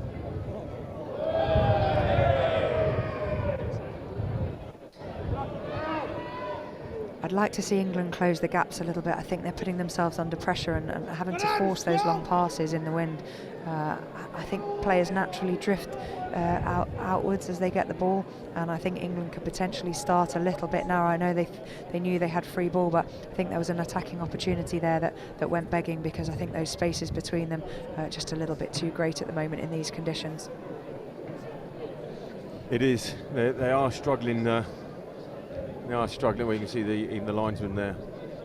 It's not so much how strong it is there. It's the swirl as it comes round into this corner as well that's given them all the trouble there.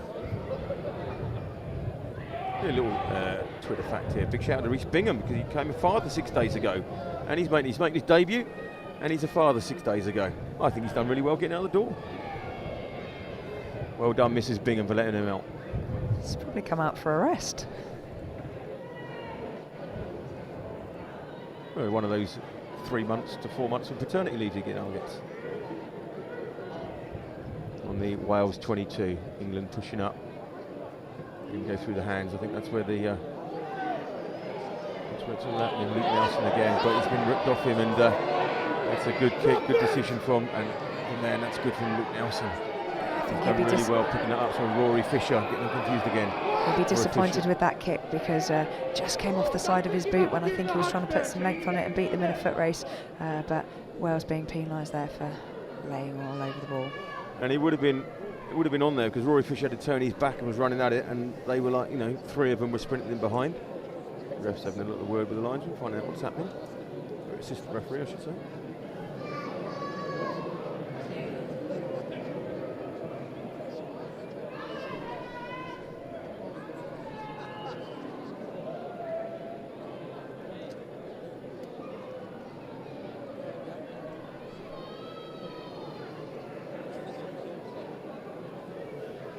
As I was mentioning earlier.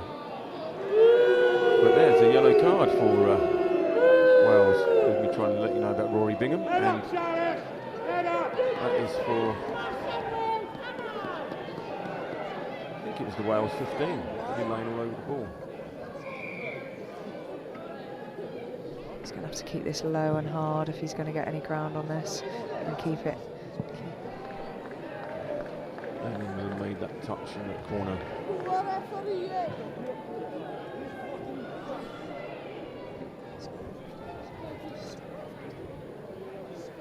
Aidan Howard, come on England, don't let him push us back. Shout out to number 3, Corey Beck, who has been all over the place. Derby are cheering you on, and the team on.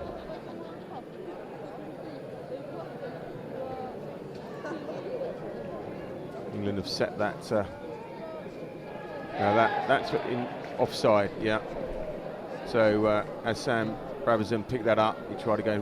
Basically, that's not Sam's fault because basically that came apart. We see it here.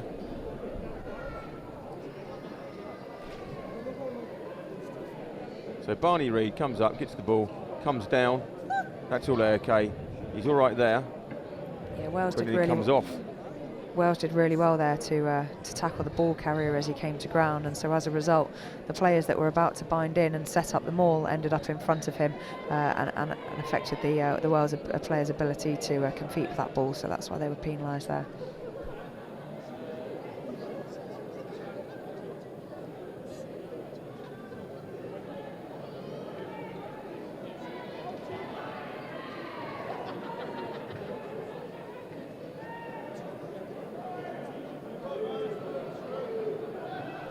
So Wales on their 10-metre line now. England really got to try and steal this, keep them pinned in.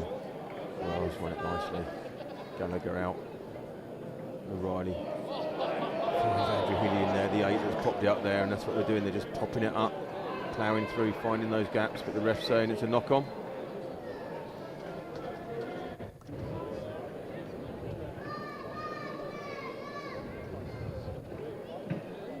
He did well to win this at the line, pull it off. Pop it out. And we see Andrew Healy try score the number 8 straight up through the middle there.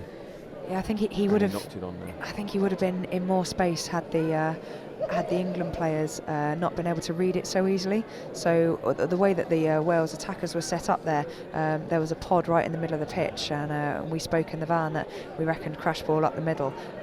All you need there is to just try and make it less obvious to the defence that that's what's coming next, and then if they're interested in those wider players, the gaps between the attackers are bigger, and it just means that you're not going to be as caught as easily, and he knocked it on in that double tackle in the midfield.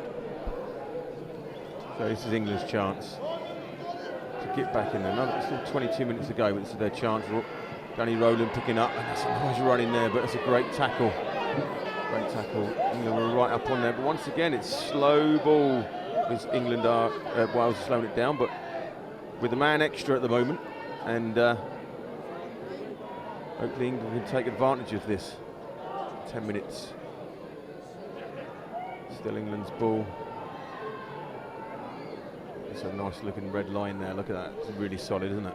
Yeah, I like the way that Wales are keeping their hips and shoulders square. It's a really good thing to coach younger players, that when you're defending, the attackers are looking at the hips and shoulders of the defending players. So if they see a player turn their hips and shoulders, then you're looking to try and get in behind them. So the squarer you can stay in defence, and the well connected, the better you can stay connected to the players either side of you, the harder it is for the attacking team. But as soon as you see a player who turns his hips or his shoulders, he's really creating a weak shoulder then for the attackers to try and exploit. And remember, nice to see Halstead Templars, no game today, so they're all watching Wales versus England. And thanks to Cheers Mate Pro, that's us here in the truck, bringing you this brilliant game as it's turning out to be at the moment. Now England are really pushing into this corner, and I do see a rolling maul coming along here again. They tried it earlier, it didn't come off. They then tried it again, and they got done for the offside. So if they get their act together on that with the man over, you know, maybe this is the answer, because they can draw the Wales defence in and then play it out wide to take advantage of the extra man stash. Yeah, possibly. I still think England have got some quick backs, and I think maybe Wales are expecting that. They've got a couple of players in behind the line out, so I'd like to see this ball off the top, but that's my attacking, ambitious side coming out in me here. I think that would be a good choice. I just don't think that's what they're going to do. But I was half and half. Gone in off the 10. They want to go out wide. They want to go right. Come on, let's go right. Let's bring those backs in. Remember, you've got the extra man. And you know by now it's going to be slow ball.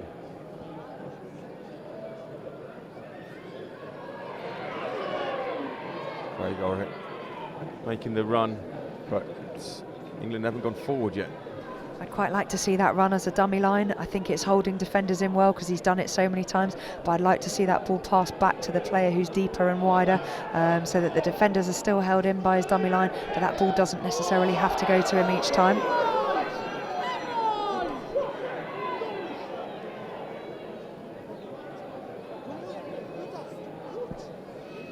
You heard a ringing in the background there. It's one of my daughters. Can you believe it? Would they even know I thought the phone was off? Clearly she's not watching or listening to me. Can you believe it? Anyway, England pushing on that 5 metre line.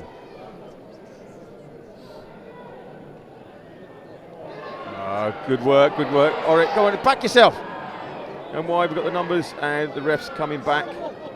I think he's head forward. He's coming back for an earlier penalty.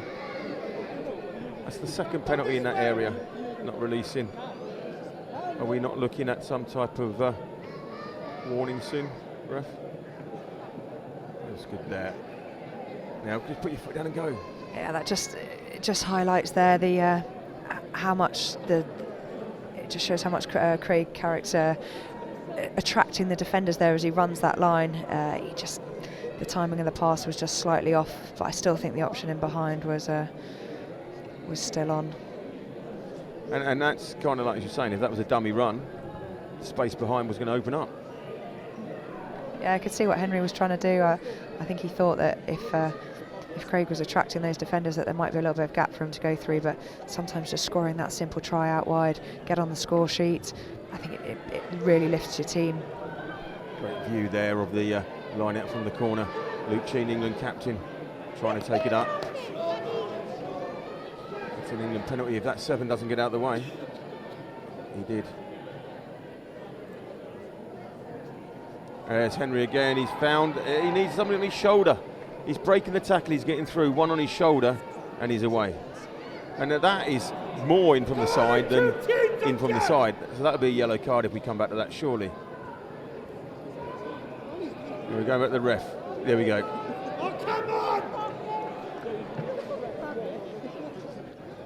At this moment in time, I would say that Ellen Moss replying, "You're right, Ellen Moss.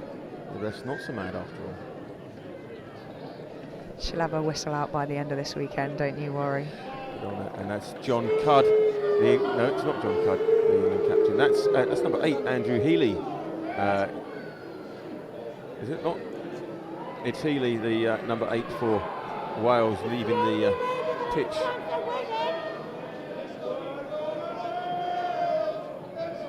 Yeah, that's Sowen from the side, and it's not Andrew Healy. It's number 18, who is Rob Mills. So temporarily at the moment they're down to 13, aren't they? I don't believe the other players come back on yet. Be interesting to see whether they drop somebody from the scrum or whether they're going to keep the pack stable based on where they are on the field at the moment.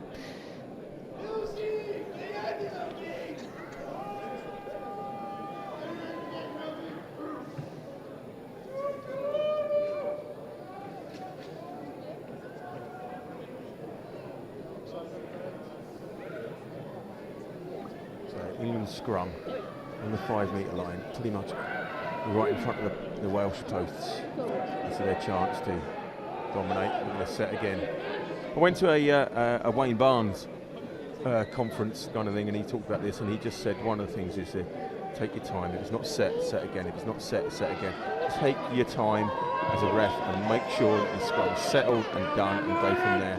And remember the end of the Wales-France game where it went on for about 3 days, whereby it's just right, it's not settled, we're going to start again, In that case you couldn't give any more cautions, but it's the same here, and the clock never stopped. It's just let's get it settled and let's get that scrum ready. And here's England's chance. Right, let's not move until we get that ball out. It's not moving, let's get the ball out. You mentioned earlier about getting your feet under your shins, Stash, and that's what we wanted there. And he gave it to him so flat there, and you didn't have a lot of choice to do anything. Yeah, he just ran a little bit early for me there. He needed to hold his depth. He just came up too soon. I think he was expecting the ball a little bit earlier. Ended up getting caught man and ball. This is Bingham there, father of 6 days, and Barney Reid combining once again. Wales are going to slow that ball down. There we go. Fairly that time. Josh Sproul's taking it up. I'd like to see the 9 get it out as quick as he can on these. And coming in for a run out of his back. Oh, come on. The number players are outside you. Wales will slow it down, we know. The numbers are right. We get the penalty. How many more penalties are we going to get? Where it's sitting there, where we just get slow ball. There he's over. Yes. That's Luke Nelson. Is over in the corner. There's a massive delayed reaction in the crowd. They've just cheered. But, yep, we've got there in the end. And that's a great try. Great move. We eventually used the numbers. Yeah, I think Fletch will still be frustrated in that situation that they didn't score the easier opportunities. There were at least 3 or 4 opportunities to score before that. That I think they made hard work of it. You've got a 2-man overlap at least at all times because of the yellow cards, and I think they're just taking contact a little bit too much for me, where maybe there's some space that they could be exploiting instead. So a little bit more depth in attack, a little bit more scanning before they make those runs, and making sure that, as with some youngsters do, making sure that you're the right person to have the ball if you're asking for it. I know it's tempting to want the ball and to want to be determined, particularly so close to the try line, but I'd quite like to see a little bit more expansive play from England. And England, Corey back there having a bit of treatment. He's gone down.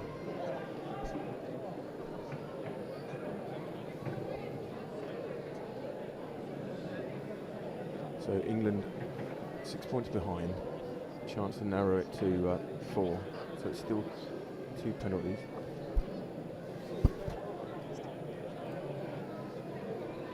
Here is Luke Nelson, who has so far scored 3 tries for England, 7 caps, 3 tries.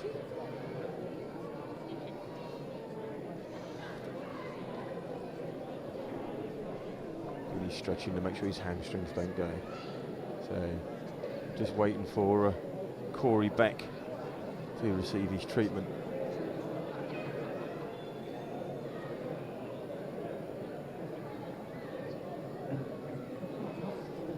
Down in Wales, it's interesting that Luke, our try scorer, we've got a little note here. He wants to put daffodils, obviously Welsh daffodils, in the fridge, thinking it was spring onions. Somewhat of a different snack. just clearing up a little bit of blood coming from his nose there. I think they'll make a decision whether he needs a substitution or whether he's all right to stay on.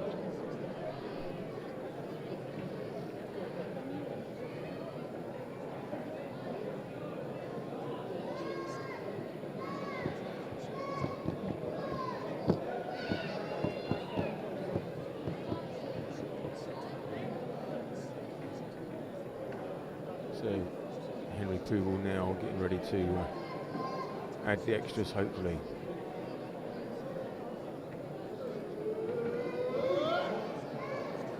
And it's done like every other kick has done, unfortunately. Up that end, it just pulls out towards the cyclone in the corner. So, 5 points, the difference. Luke Nelson returning to the field from his yellow card.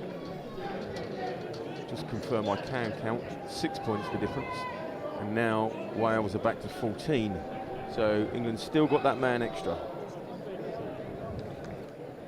Let's hope they go through in these last 15 minutes, go through the backs to make use of it. They've probably got about 8 minutes of the extra man. Try scorer, Nelson. You were saying earlier, it's a lot easier to defend. It's a lot more energy when you're attacking. Reece Bingham again, getting the ball up there well. Henry making the break. He saw the mismatch again. Has he got the legs? Chip, chip, chip. No, he thinks he's got the legs on the fullback.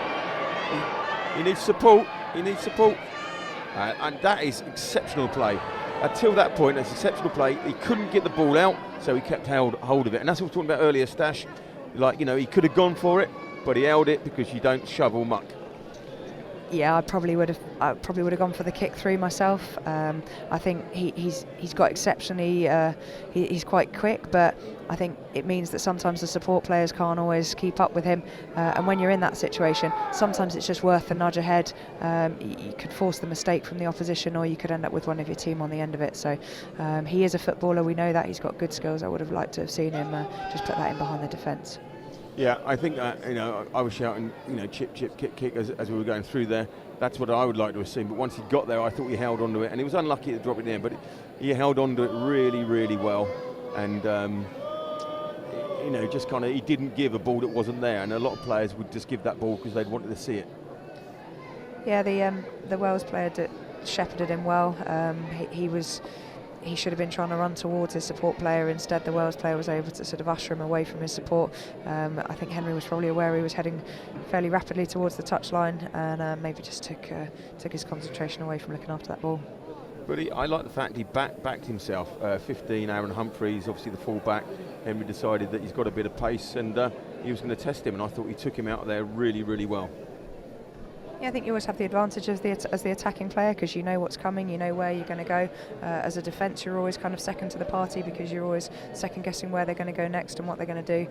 But I thought, yeah, Mr. Humphreys did very well then.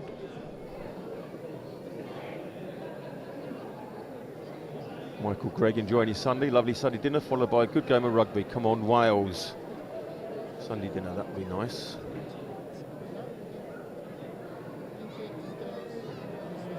Bit of advice from Tim Long. England need quicker ball and less quarters contact. And that's what we've been saying about the... Ruts Rugby is one of yours. Is your husband. Stash, your husband. He agrees with everything you're saying. It's like you learn everything you know from him, you know? It's funny that, isn't it? She's in good hands, Tim, in here. Don't worry about that.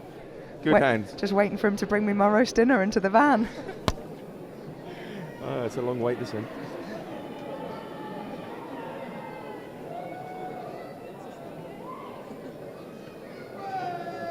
So England can get the push on here. They can get the push on and even turn that ball over. They've got to make more use of these last probably 5 minutes of the 14 men and keep Wales pinned down in this quarter.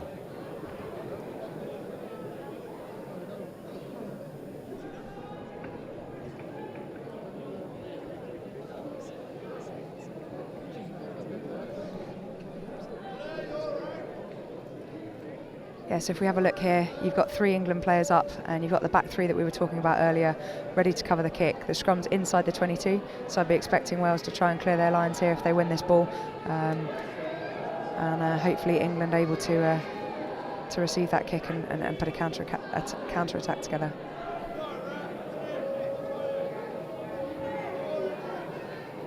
It's a messy scrum again, but Wales, I think, get away with it. England are dominating, it's messy, but we get away with it, and it comes back out. Try scorer Luke Nelson, and the ref has spotted something else, and we're going back to find out. I didn't think there was anything wrong with that, but the ref, I think he's going to have a word with touch shot, is he? No, he's having a word with the captain. There must have been a little bit of a kerfuffle or something just around that time.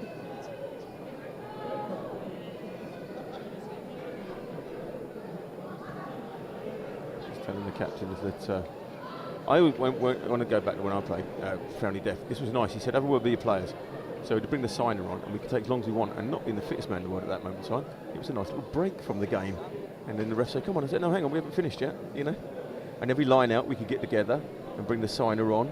And it was quite nice, actually. It was a nice, slow forwards game, which I liked. This running on 4G, like, you know, we've got to have the all got to be backed.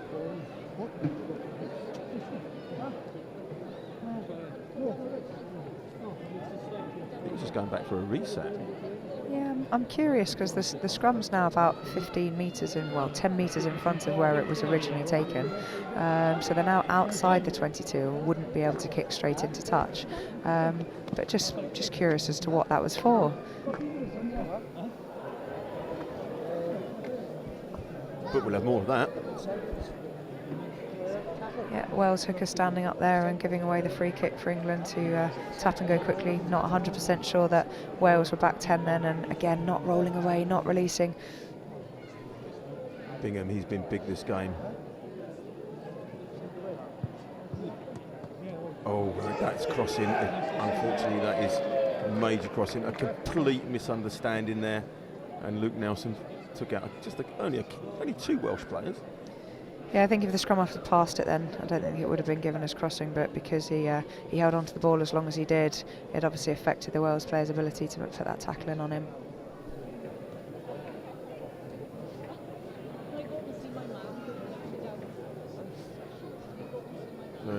Wales another chance to clear their lines, and that they do. No, it's been kept in, and the linesman is happy with all of that. And yeah, it's really. our main man, Tom Walker, and if he stays in, he's done very well staying in there. Yeah, so really England, good aerial skills. again, have done well there. Paul Lawrence popping it up. It's going to come out again. Henry, he sees the break again. He's seeing it every time. He's through. Has he got the legs on Aaron this time? Look, look, look. He did have Rory Fisher outside him that he could have either found or just kicked through for him. Luke Sheen, the captain, go lower. Luke, that's good. They're getting that ball back. Go right, go through the hands. There's too many forwards getting in the way of that ball getting out there. Right, Henry now dictate it out wide. There we go. It's there. Oric. This is our man, Walker. He's a little ballet dancer. There's Nelson. Yes. Can he reach? He can't. He's nearly there. And I think that the tackler's got to release a little bit quicker there. But he ain't. It's still in England's hands. And the ref has blown his whistle, but he hasn't indicated anything. Nothing theatrical to us up here anyway. I think there were a number of infringements there from Wales. They were really, as they have done quite a lot of the game, they've tried to slow that ball down. There was a player being held round by his neck. I think England are really unlucky there, but I think they butchered a clear and obvious chance there to go wide, and the reason being was the forward runners that were in that back line.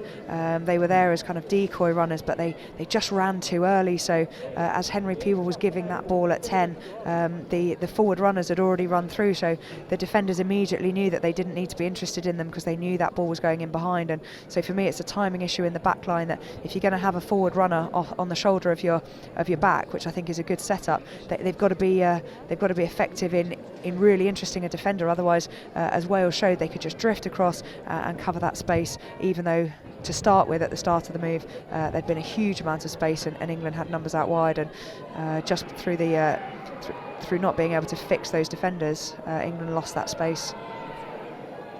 Yeah, and here we go again. And Sheen had to come round the ref again. I think there's something in that. Wales trying it. It's coming down to Tom Walker. We like him picking it up from deep. He's done 3 great runs today. There he's finding Rory Fisher. Rory Fisher do times running at 6. It's a converted try for England to win this. But it is, last 10 minutes, all England. They have got a man extra as well, which is why I'd like to see him go to the backs more. It's good play there, Josh Page. Paul Lawrence, right. Okay, Barney Reid. Barney Reid, he's a second row, and I'm second row myself, would love him, but get out of the way to fly off and give him the ball. That's where the decisions are made. There we go, that's it. Now we've got the, he didn't back his winger there. His winger Nelson would have been one-on-one. Tight, but one-on-one. Yeah, Wales are loving the fact that they want this physical game, they want this close quarters battle, and England playing straight into their hands by continually taking the ball into contact. They've got to be looking for those gaps, and also if there is a big red wall in front of them, there's got to be space elsewhere. So I would always challenge that the space is somewhere else on the pitch, potentially in behind or out wide, and how else can you get the ball to them? Crossfield kick potentially, little grub or a little chip over the top. It's all about finding the space, and which Henry's done really well there. Just needs someone on his shoulder, and a quick recycling of the ball here will mean that the Wales defence is scrambling. They've had time to reset now, so England lose another opportunity to potentially play at broken field. Yeah, England needs some fresh players on that pitch. So we've got a turnover now. We need somebody who's like fresh and off Henry's shoulder. Yeah, there's bodies all over the place here for England. They're really struggling, and if Wales spot that, they're going to try and capitalise. There's so much space out wide for England. That number 2 and 12 that you're looking at there, the widest England defenders at the moment, other than the fullback. So they're going to have to really watch. And here comes the crossfield kick from Wales, which has been allowed to bounce by England. It's been picked up by Luke Nelson, who we know is a destructive runner. He's looking for support. That's backwards off a white hand, so no knock on there. The ref sees that differently, Stash. England have got to make some changes. They've got to bring the benches on. They've got to bring the, some replacements on, because they are struggling big time. They are absolutely breathing out there. Some other end.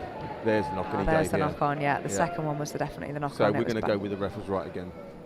Yeah, backwards in the original tackle, and then just knocked on as he tried to attack out. I don't know how strong this bench is of England's, but Fletcher's got us. He's got to do something with them now. We've got players. There's Barney Reid. He's been blowing. Cramp catching in there now. And like you say, there was, we had the hooker was in the line out wide. He's not getting back in. Now we're seeing some replacements coming on. We've got Liam Rowe, Swindon College old boy, coming on.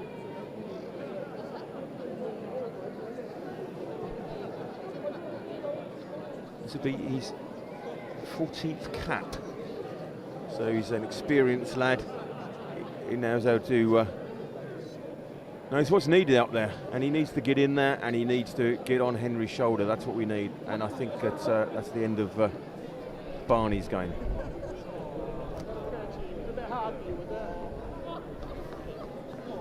Yeah, a couple of England players are out there hobbling.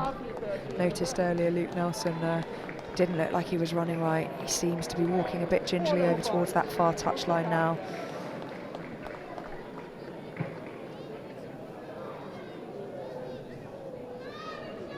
Barney Reid appears to be staying on. He's a warrior if he is, because he looked pretty sore with the physio there. I think they need to, in the nicest way possible, get him off. Let's get some fresh legs on there. You've got about 10 minutes, Fletch. Let's make it happen.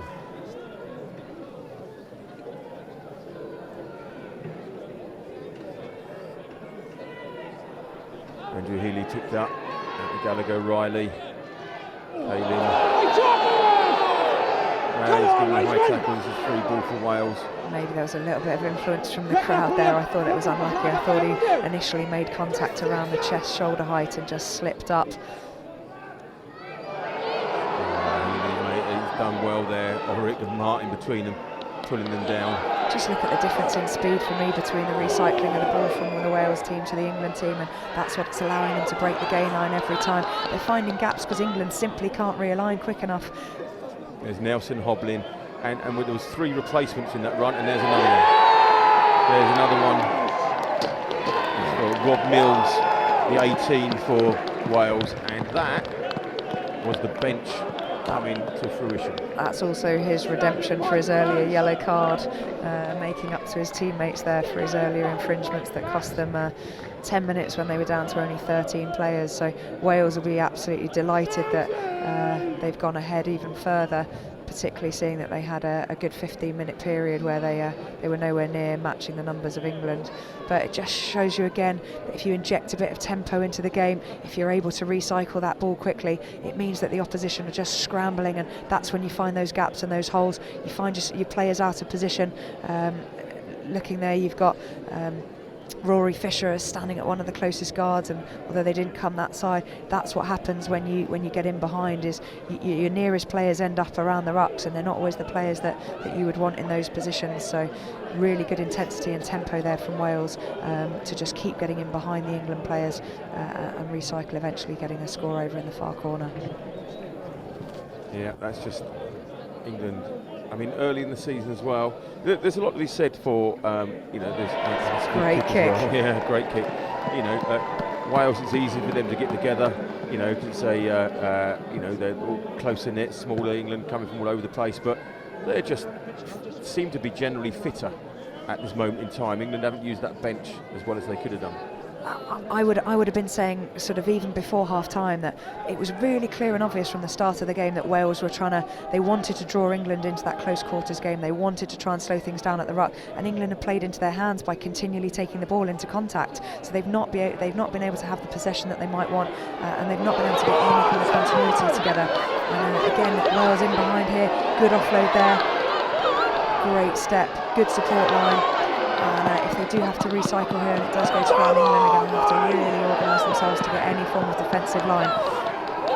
Yeah, and if they go out left there, look, they got the numbers again, and he's coming up quick in the line. He's got no choice. They've got 2 men outside him. And between them, they could decide he was going to catch it. And so, his ref's playing on. John, and he's saying no, and the try there is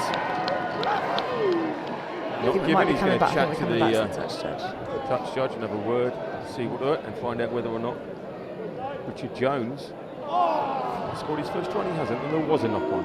Yeah, I love the intensity that Wales are playing with here. I love the fact that they're not waiting for anything. They're immediately backing themselves, and they're sorting out their attack so quickly to have more than one option out wide, and there was a player out wider than those 2 as well.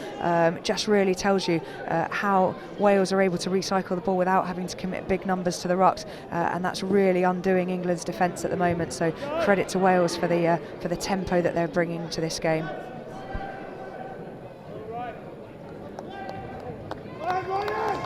Substitution for Wales. We haven't got a 26. We haven't, but we've got a new player in the centre. I think they got some new shirts before the game started. They're testing our telepathy. And they've proved that our telepathy is not very good. So England do clear their lines from the scrum. Oric out to Martin. That was close, but it worked. An unfortunate knock on there. And England have got to be careful. Wales will try and play quickly from here if they can. And they are, and they know if they go wide, they've got the numbers because players are hobbling out there. Nelson's struggling. It's scrappy, but it doesn't appear that Wales are fazed by scrappy ball. I think if you looked at their training sessions, I think you'd find that they're quite kind of free-flowing and a little bit chaotic, and actually that's really representative of what matches look like. And the more as a coach that you can get your teams playing with some element of chaos and no structure, I think is great, because there's so many periods of the game where the structure isn't in play, and it just means that teams are confident to throw the ball around when there's no structure. Players are happy to come out of position, and that's a lovely crossfield kick if that bounces up. He's got it down. And that was a great try. Ref has confirmed. Yeah, the touch judge was really well placed then to see that grounding, and that was great vision by Wales. They've done that kick a couple of times. They've spotted that England are narrow on their defence, and whilst they've been in their scramble defence, they haven't been playing with that back three that they had at the start of the game, and Wales just keep looking for it, and every time they see that it's not there, they're just putting that ball in the air, and you take your chances like that and you get your rewards. So really well done to Wales there.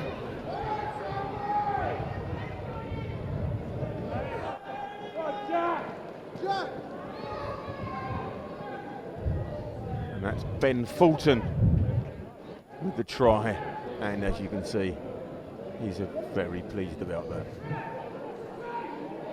Yeah, rightly so. He was out of my shot when that kick went up, so I couldn't see whether he called for it first, but either way, great vision, and I think that comes from knowing what your players are going to do, and it would appear that Wales do this crossfield quick kick quite regularly, so players knowing that that ball could bounce anywhere, and just being willing to chase for it. One of the things I would always advise to wingers is just chase everything, don't give up. You never know which way the ball's going to bounce, and I love to see that work rate from wingers when they really tear down the line and chase those kicks. And that is full time, ladies and gentlemen. That is the final score. Wales Deaf 29, England Deaf 11. In the second half, Wales just pulled away. They played the better rugby. They kind of like realised what was required, home turf, and they just pulled away and really made the difference tell there. Yeah, that was the only difference for me. I thought both teams were really physical. They were both putting their bodies on the line in defence, but I just loved the intensity that Wales tried to play with, and the speed at which they recycled that ball. It had a lot to do with the amount of players they were committing to the rucks, but also just the scrum halves, how quickly they were willing to get that ball out. And as a scrum half, if you haven't got options to pass too quickly, then you've got to be screaming at your players and talking at half time about always having options, so that you're not having to wait for players to get set, because all the time the attacking players are waiting to get set, you've just got your defence setting up at the same time, and it makes it really hard then to find those gaps and find that broken field to run at. Yeah, I just think that they played a more, I think this is not the right word, but mature game. They kind of like realised what was required to win the game, and they kind of played it. And I think it's early doors again for England. England always struggle at the beginning of the season because they don't have the sessions that they want, and then it picks up, and the lads realise to get more time together, and then it does start coming together. It's later in the year than we normally beat the Wales and get the results together, but we did really well. England did really well, but Wales really deserved that win. They just played the game better. Yeah, they were very balanced. There was a nice mix of forwards and backs there. I thought they used their subs bench cleverly to ensure that there was always fresh legs on there, and they've clearly got a squad of players that can play rugby. It'd be interesting if we were able to kind of find a little bit more about their training and what that looks like, but I would say it's quite wide, it's quite expansive, and yeah, I thought they managed the game brilliantly. I thought they managed the conditions better, and yeah, they really deserved that victory. They certainly did. Nilla Moss just comes back and she says Wales have played a blinder, and they have. They played that so well, and just as once more Twitter coming to the rescue. We didn't know who 26 was earlier. That was Anirim Butler. So thank you, Geraint John, again for keeping us up to speed. We had him down as number 23, but we then found out that was Caelan Ashton. So thank you for that. And well, I think that kind of like, the Wales, unfortunately for England today, it's a double loss. The Wales women, Derry Diamonds, beat England Deaf. Wales Deaf, national team, has beaten us. But I think that both games we looked like we had something working. England looked like they had something going, but waiting for it to happen. And I think there's there's positives. I think Fletcher's telling them there that there's positives, there's stuff to do that we can work on. And maybe, I don't know, injured subs or whatever. It's like he needs a bigger squad, I don't know, and bring more on. We look very, very tired. Or it's early days in this international season for England.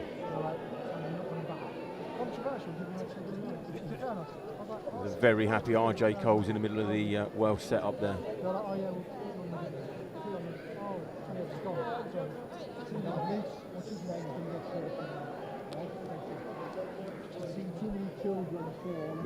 The lovely holiday in the background and Cardiff Arms Park bathed in sunshine now. And I'll be honest, I have been outside. It's bleak. It's not quite tropical. It's bleak. Please don't say tropical anymore. Because well, it was a tropical corner, wasn't it? I am sitting in a van wearing everything I brought with me today. It's bleak. Okay, we're going to get more heaters next time. I'm going to have a bucket and spade in the next time. When next time it's going to be nice and hot. So that's nearly it for the day. Stash. Should we just have a look at the tries from the, the Welsh dominance, unfortunately, is what I'm going to say, in the second half? Yeah, let's have a look what we've got. This was the first one. Possibly some contentious issues around that ball just before it came out, but came out on the Welsh side, and clever use of the posts there, just grounding the ball at the base. For maybe those that are less experienced at rugby, you're allowed to ground the ball at the base of the post, and it counts as being the same as grounding it on the try line. This one, watch Cheen, the England 7, and watch the ref not help him. Let's put it like that. Yeah, to be honest, he was quite slow clearing from that scrum anyway. I don't think the referee got in the way. Admittedly, Wales used it cleverly. They used the wheel of the scrum cleverly to exploit that. But yeah, I think England a little bit slow to react in that situation. Yeah, I think that is actually a very fair point. I was just looking for bits for him, I think.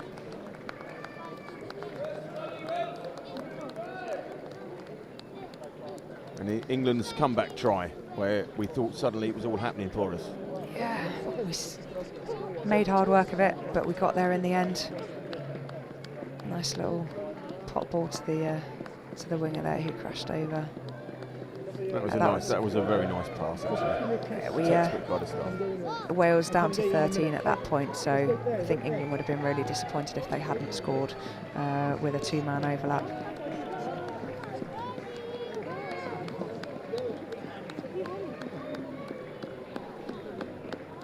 This was a great try from Wales here. Yeah. For me, it was the previous phases to this.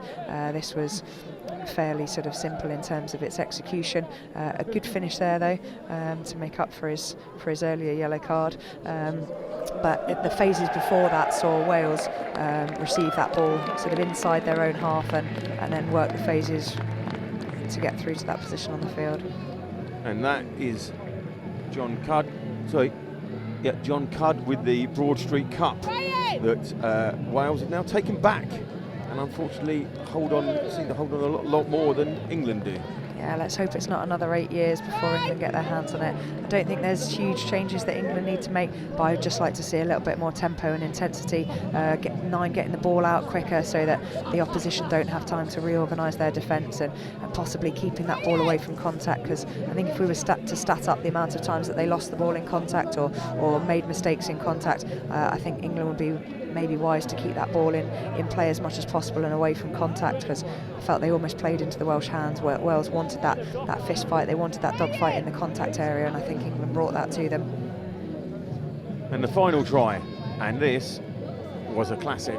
This was great rugby. Okay, you've got to have a lucky bounce, but persistence. Yeah, it's what we said earlier though, where I know we were talking about England and their choice of defence when Wales were in the 22 previously, and we said if you fly up, you've got to be careful that the kick doesn't go in behind. Equally, if you drift, you end up leaving gaps and you're wide open. But this was a fantastic spot from the Wales fly half to realise that the England defence was very narrow. Those players that were in the midfield had pushed up really early, so it meant that the pass wasn't on. So as he got the ball, you'll notice that the England defenders in the midfield here, the 10 gets the ball in a second, and the 3 players push up really early on him. That cuts out his options to pass, and some great decoy running there in order to hold that space out wide for the finish in the corner. Really well taken to not knock it on there as well. And that is the story of the day. Probably the last message on the Twitter, I think, should come from Alan Moss. He's been talking to us all day. And Corey, you remain our favourite player, my son's hero. So proud of you, mate, and well done indeed. So thank you, Alan, for following us all day. Thank you, everybody else, for listening in. Thank you, Stasha, for an incredibly insightful analysis into the whole game, and a completely different angle as well, as far as, you know, what we're looking for out there, and people listening hopefully have picked something up and know what to do. And leaves me to say thank you for that, and congratulations to Wales Deaf, and looking forward to the next international, whereby hopefully you know, England can take the spoils. Super.